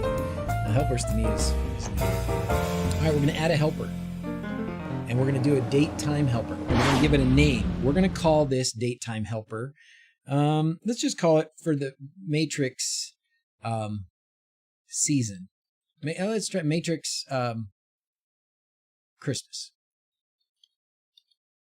Okay. Ooh, we get to put an icon. I think there's a pine. Oh, we got to do. This is silly. I shouldn't waste time with this, but Matrix MDI tree or MDI pine. Pine tree. I could look this up. Oh, there we go. There we go. MDI pine dash tree makes a little pine tree. Great. What do you want to input? Date and time. Sure. Let's put input date and time. Create. All right. Now it should be here somewhere. We can search for it. There it is. Okay. So now it will let us, where will it put it? I guess I need to go back here and figure out how to use them still.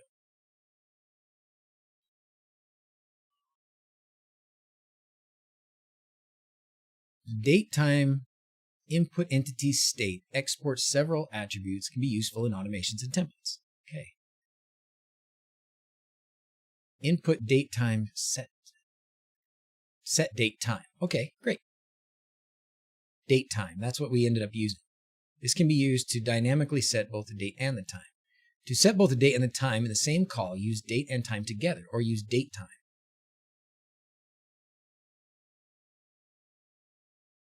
Top right icon when viewing the settings. I should have known that Frank was there.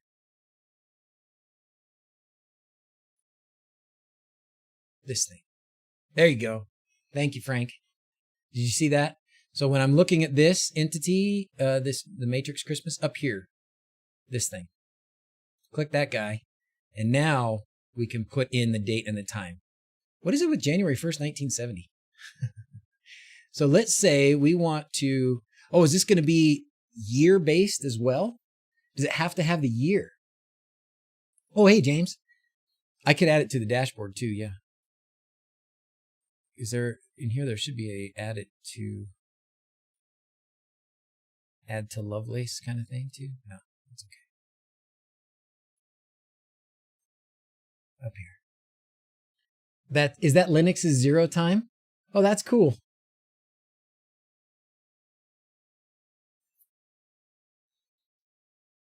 When time started for computers.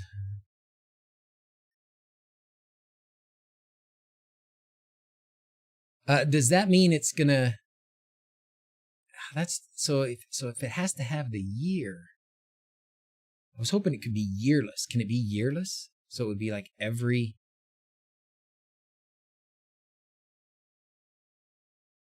Epoch time, huh? Well, let's go to December of 21. I like that you can pick it off of the calendar like that, but let's go to 21/12/01. So basically December 1st at 1700.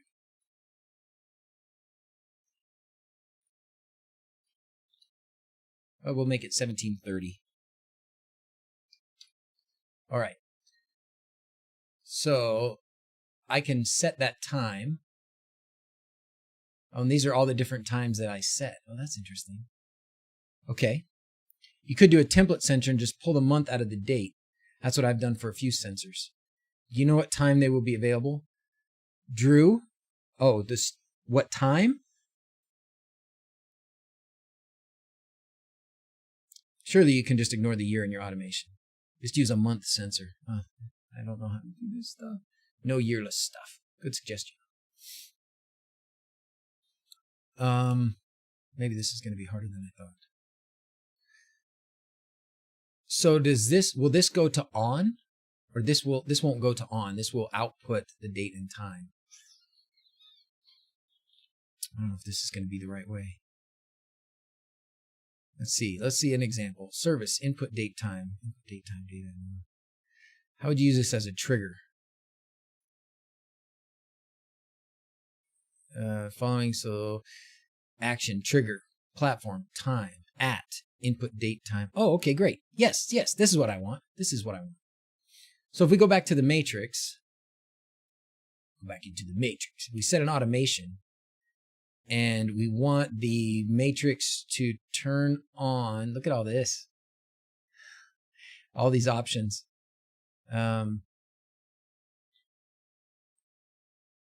Let's say we want the matrix master to turn on.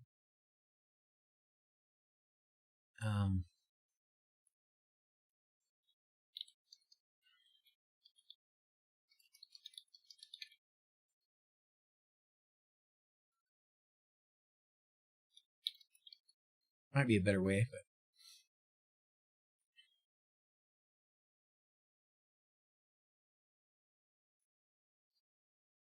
there you go. Look at that. You want it to be turn on at a time and value of a date time helper. And then these are my only date time helpers. There, I just picked it. So now the trigger, this is perfect. This is brilliant. This is brilliant. I like this. I like it a lot. So we set up this helper, this date time helper, and set it to a specific date in the year and a time. And we want it to turn on at that time. I wish I could do it yearless, but there's probably another way. That's fine. Anyways, we can think about that. But for now, this makes it really easy to just grab that date time, and then whatever I set that to, this trigger will turn on when that date is reached, when that date time is reached, right? I can do it hairless. You should do it hairless.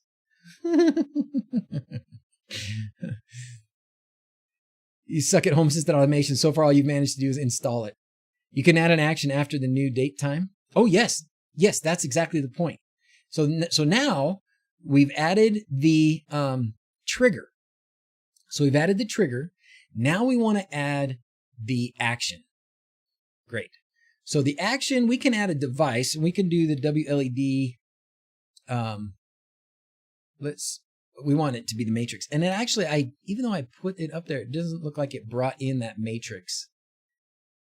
Oh, I think it's because I picked that as a trigger. You can also use the input date time as a condition. Oh, cool. So I could go here if I had another one, or if I had a different trigger, like if the trigger was something else, like somebody pushes a button, or there's motion, or whatever the trigger could be, then you could set the date time as the condition.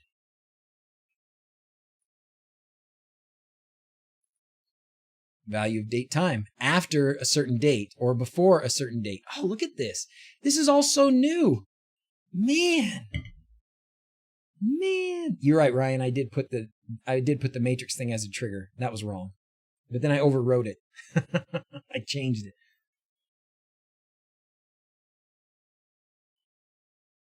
Yeah, J-Dub, I like that. You're right. Yearless is definitely needed. Otherwise, you need a calendar event to remind you to set the calendar event. Okay, I'm not going to use this right now, though. Let's go to the action part, because I want to get to the action. We want to get to the action. So you go down here. We have this trigger. right? Okay, so once that date time occurs, then we want an action. Let's go to the matrix and we want it to turn on the matrix. Now, when you do this, we're gonna do multiple actions here, even if you don't use them all, just as several examples of how you could do things, okay? So turn on the matrix, you can set the brightness. There's also, oh, I guess that's all. When you turn on, you don't get to do, oh, here you go. Look at this. You can turn on each segment separately. Of course you can. You can increase the brightness. Oh, of course you can. And you can turn it on the night light. Golly, man, the days of writing out YAML automations are over. You've put everything in here now. This is great. Good work, Frank, et al. So I would like to find the master. I want to turn on the master. There it is. Turn on master. Turn on matrix master. Brightness percentage. I'm assuming if I leave this at 0, it's not gonna turn it on at 0. But let's turn it on at, I don't know, whatever, 50. Okay, so that's just, do you want it to turn on? Boom, and then it'll turn on, and whatever effect you had, it will already set, right? But let's add another action. And instead of that, we can do it as, let's see if we can do it with an entity, right? Because this is going by device. I think we would probably need it to be an entity if we wanted to. Well, let's see. Can we do it as, oh, yeah. No, because we need it to be light. Dot. No, it's not going to work as a device.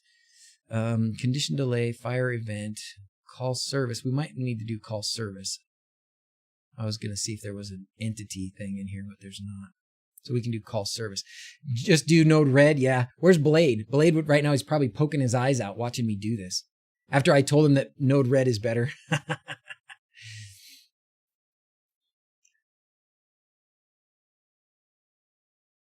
The grow tent. Oh, nice, Robert. Okay, so we're going to do a call service. And we're going to do the call service. We're going to start with light turn on. Actually, I wonder if we can do, yeah, I think we have to do, I can't spell. Yeah, light turn on is the service. And then which entity? So the entity is going to be one of these matrix lights. And let's go to this one. Oh, no, the master, I don't know if the master can do all this. Let's pick one of the segments. Let's just pick like the bottom segment, or let's pick whatever, segment 1. Okay, so now in the service data. So here, if you go to a regular light entity, this isn't new for people that have done Home Assistant stuff before, the attributes that you can do in a light entity are things like setting the color, right? And the effect and the brightness. So here you could set the effect. So back in here, we're going to go to, I need to refer to these things still because I don't always have them. I think it's just effect. Yeah.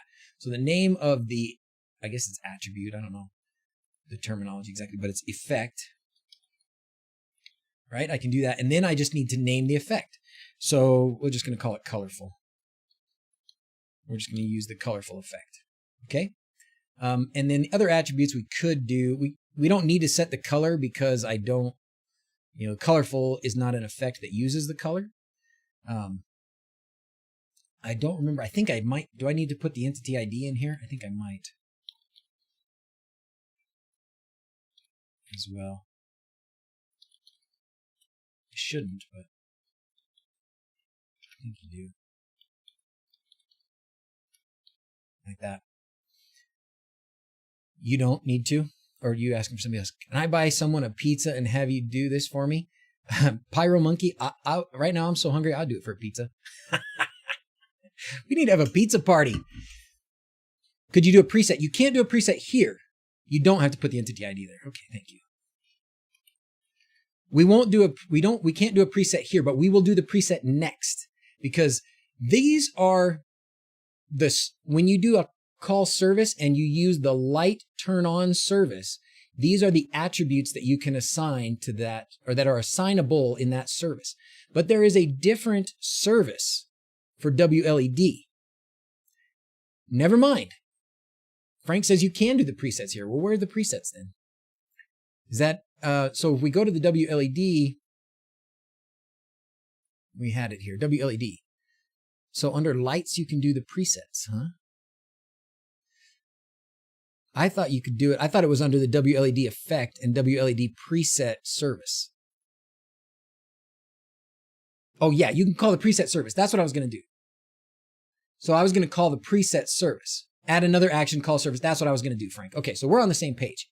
We're on the same page. What I was saying was you can't, under the service data for the light turn on service, you can't add to set the preset, right? You have to do that somewhere else. So now we're going to do the other stuff. So the call service, that's what you can do with the light service. There's all those things that you can do as if it were a normal light. But because WLED is extra special, there is the light, or the WLED services. So there are two WLED specific services. One is the effect, and I think in here, if I recall, you can do different things under the effect, right? Yes. So we can set the effect as the light if that's all you want to do. So using the light service, you can set the effect because that's part of a normal light entity. But if you want to set the other attributes of an effect in WLED, you need to do it using the WLED effect service. So the name of the light entity, it's going to be, we're going to do the matrix, or we're going to do a different segment. So you can do each different segment as a different, where's it at? WLED light entity matrix. Oh, it's not giving me a drop down. It's not letting me search though. I'm going to have to spell it out. What? So let's say we want to use a different effect on segment number 2. So in the service data, we're just going to refer back to this. First thing we can do, the WLED entity ID or list entity IDs to apply the effect. Use entity ID all to target all WLED entities. Ooh, that's awesome. So we don't need to put the entity ID here, I would assume, Frank. So we can do effect again, and we can set this effect to color twinkle, which should be color winkle. Or let's do something different, like color flow. I think color flow is a good one. Now we can set other attributes like the intensity. Oh no, we definitely want to do colorful here, but we want to set the intensity differently, right? If you were on the last stream, you saw that the intensity changes how the colorful effect behaves. So the intensity, and then you put in a number. So then this number is going to be, if we put it in as, I think let's just put it in as 120, that will give me the behavior that I want from it, even though there's a different behavior if you go above 160 or below 80. It's different. But for intensity of 120 is what I want. Then you can also put in the palette. Great. Oh, you know what? Let's change this to above 160 because then it will use the palette. So if we go 161 or anything above there, right? We could go 200, whatever. It just has to be above 160. And then the palette, we want to set the palette to C9. We're going to set the C9 palette, right? It is impossible to know each feature of Home Assistant. I don't feel bad anymore at all not knowing them all. It's really fun to discover these new ones, you know?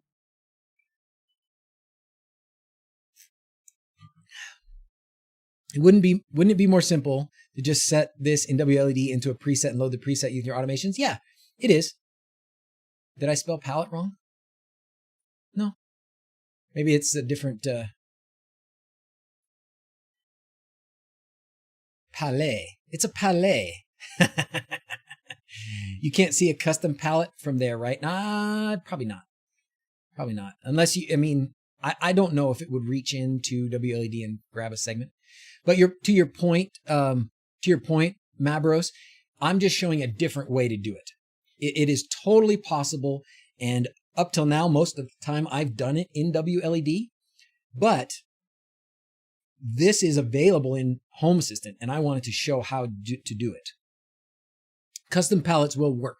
So in WLED, so if I were to go into here and make a custom palette, which I can't do here, right? I don't remember. I don't even know how to make a custom palette, to be honest. But if I did make a custom palette, then, well, I could use these palettes that use the colors, like color 1s and 2, or color gradient, or colors only. I don't know. I could use some of those, I guess, probably, right? But I'm going to use the C9 palette because it's easy to spell. Grabs the supported effects and palettes live from the WLED chip. Okay, great. So yeah, if you have specific palettes that you've created for your WLED controller, you can use those palettes. Of course you can, clearly. So if I wanted to do this with Home Assistant triggering all, but all of the effects preset in WLED itself, you could, yes. Yes, you don't have to set them here. And then you can set the speed and you can set it to reverse. So we can do speed. Say the speed is it between 0 and 255? Yeah, between 0 and 255. So we'll set it at 200. And then we could reverse it if you wanted to reverse it just by putting in reverse. True. Okay. So that's that action. So this will turn on segment 2 with colorful and this. Now let's do it where we use the other service. So there's 2 WLED services. One of them is WLED effect, and that's what we were looking at here. And those are the attributes that you can set for the WLED effect service.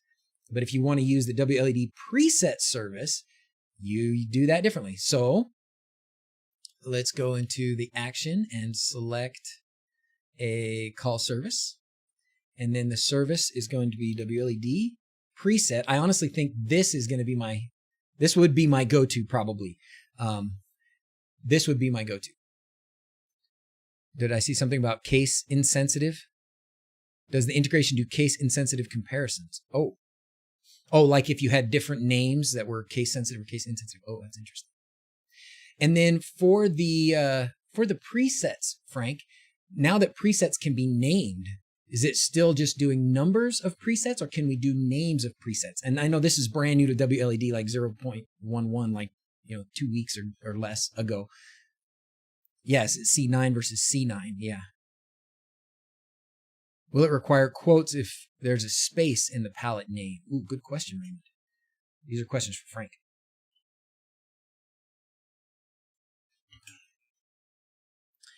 All right, so here we're going to do the name of the entity again. We're going to go light matrix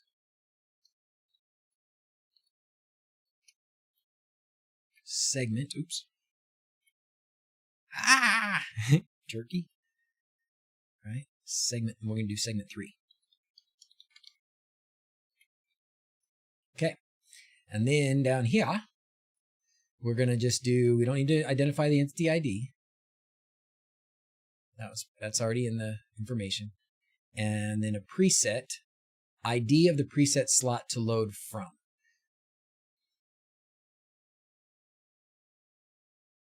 Are you sure that's the entity name in WLED as well?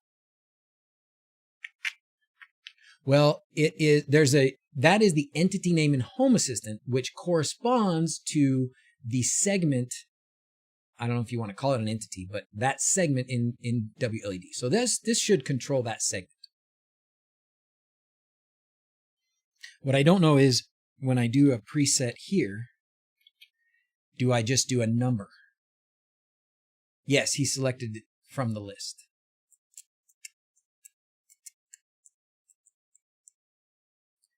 I think if I did, I'm sure if I just did a number here, that would work. Make sure my matrix has that many presets. Oh, Don't even have a preset number for. Well, some of these might have a number associated with them, right? So save to ID 5. So I think this is what you need. You need this name, this number here.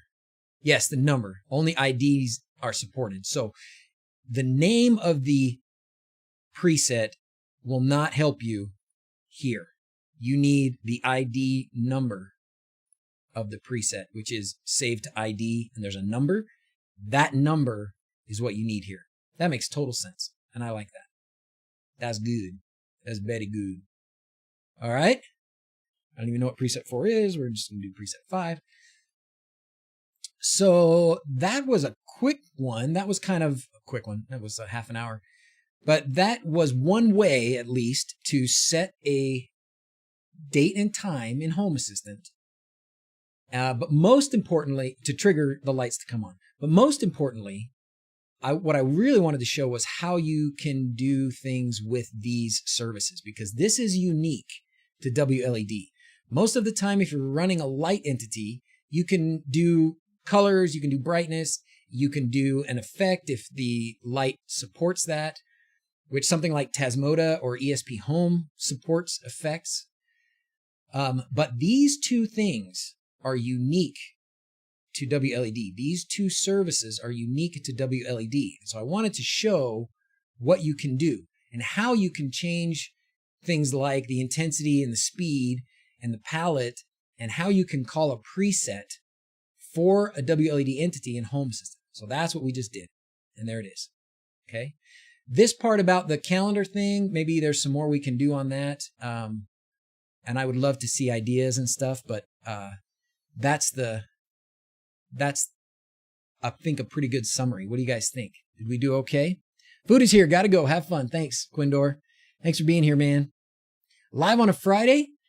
I got the announcement thinking I was a new video and have missed some big part of the stream. Oh, sorry, Dynamite. Hey, guess what, though? You got here just as we're going to end this stream. We're going to end here in a few minutes. But I am going to release a video very soon today. So I'm going to get something to eat because I'm feeling famished. And I am going to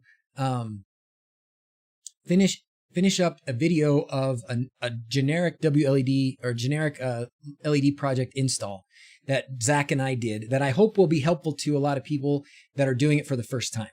So it's kind of a long video. It's almost 30 minutes long, and it's a bit of goofing around because it's me and Zach, you know, my boy, goofing off a little bit. And I didn't cut it down as much as I would normally cut things down because there was a lot of stuff in there that I think may be helpful, and it's a lot of repetition for people who already know what they're doing, but hopefully it'll be good. All right. So I will release that at some point. I will put it on myself to release it at some point in the next 2 hours. All right. So you'll have that to look forward to. And this, and if you're wondering, Dynamite, why I am streaming on a Friday, it's because it's the 12 streams of Christmas. Ho, ho, ho. Merry Christmas. So the 12 streams of Christmas right here. This was stream number 1 was on the 7th. We've got the stream today, and then we've got the stream, tomorrow at 2 p.m. So the next stream is tomorrow at 2 p.m. Thank you, Sir Goodenough, for calling the calendar. I love you. You're such a good dude. Hi. Oh, man. Anyways, stream at 2 p.m. tomorrow. Okay, 2 p.m. tomorrow. And then on Sunday, instead of my normal time, I'm going to be watching the Home Assistant conference. If you haven't heard about the Home Assistant conference, it's coming on at 10 o'clock Pacific time. So whatever, 1900 CET time. So wherever, I guess that's you guys, right? And after the conference, you'll definitely want to tune in with DrZzs as well. Much stuff to talk about, I'll bet. And that'll be the funnest part because I don't have to pick a topic. We're going to talk about all the stuff that we heard about during the Home Assistant conference, right? So I will stream probably within, I don't know, an hour or so of the end of the Home Assistant conference. And then we'll get to talk about all that fun stuff. And then I've got a present. Frank and the team sent me a present. It's here. It's right here under my desk. Where is this it? This is it.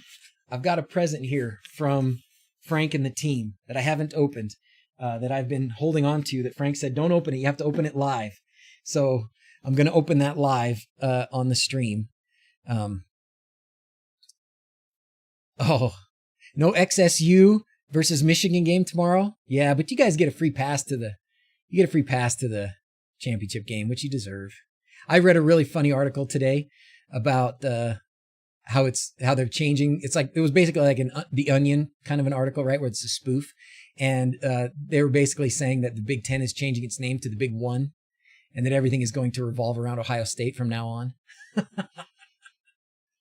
But I do think you guys need to be in the playoffs, so good luck, brothers. Anyways, we should do a watch party for my video later today. You know what? Let's do, when I will do this video later today. I will do it as a premiere. Okay, I'll do it as a premiere.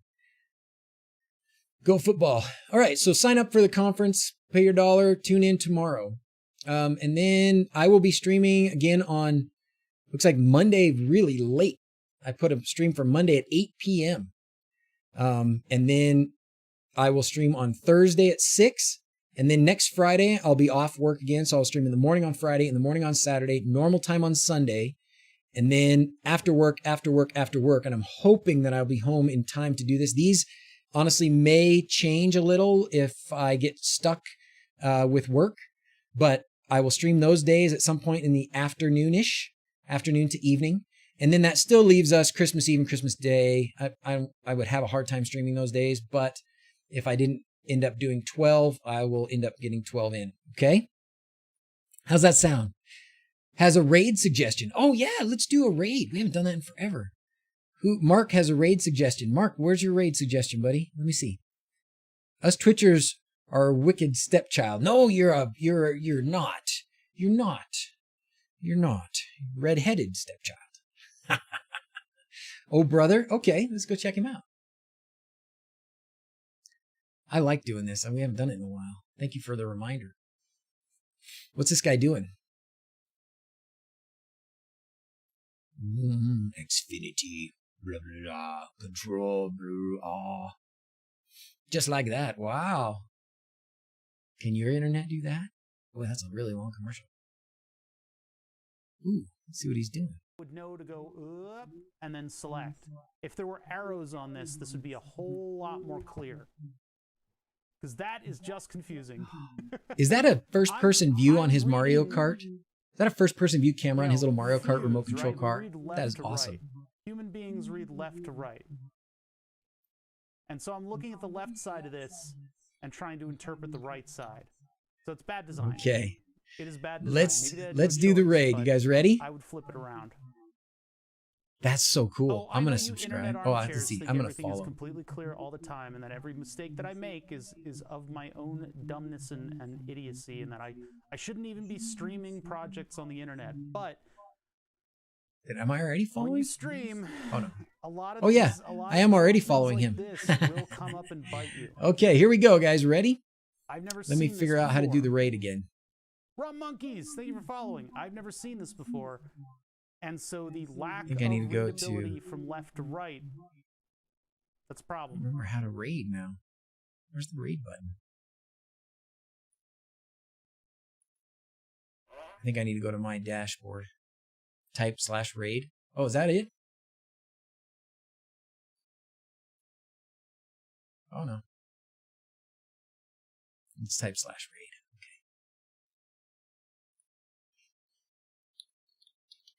Which makes sense because Dire Desires is from America. I would hope. Invalid parameters. Oh, raid and then channel. Raid another channel uses this selector to raid the channel. This is the Do I need to put it in mine? The on-off switch is just this button right here. Then we have our Hertz range, which does like orders of magnitude. Function, we've got sine wave, triangle wave, square wave. Unless you guys think I'm wrong about that, and you guys can all say that you got it immediately.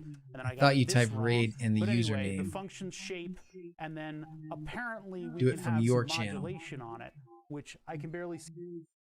And it's O_brother. Modulation on it, which I can barely see. And it's O_brother. Okay. Thank you guys. Sorry for my. Okay. Here we go. Thank you guys. Sorry for my. Okay. Here we go. Thank you guys. Sorry for my. Okay. Here we go. You guys. Sorry for my. That's fun. It's like in. Here we go. Raid now. That's fun. It's like in. Okay. Here we go. Oh bother, not oh brother.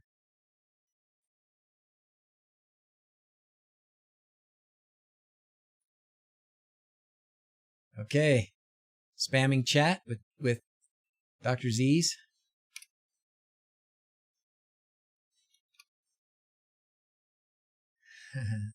Oops, wrong one. Oh, brother. Oh, gosh. Are we idiots? You raided an empty channel.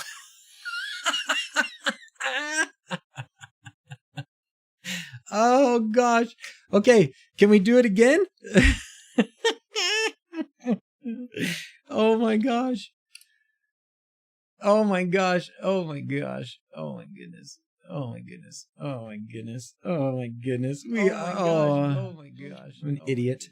Oh my goodness. Oh my goodness. Oh my goodness. Oh my gosh. I'm an idiot. Oh my goodness. Oh my goodness. Okay, it's gonna let us fix it.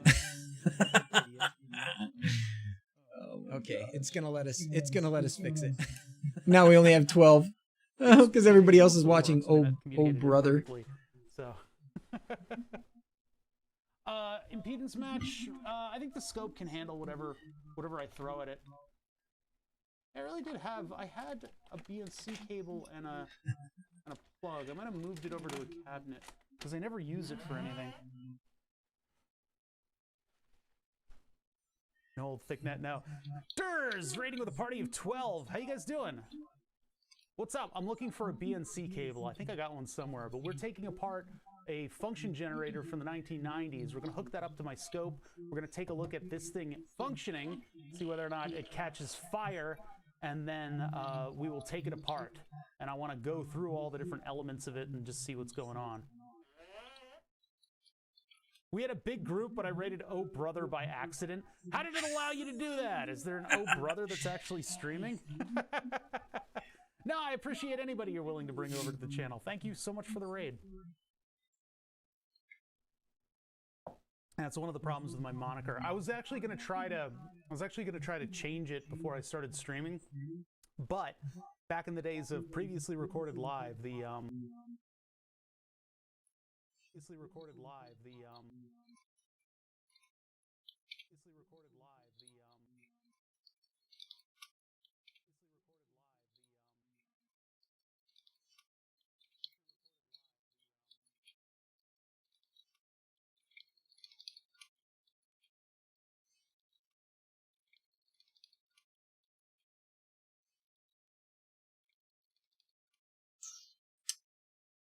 Oh well. Anyways, that was funny, guys. So I'm gonna sign off. But have fun with oh bother.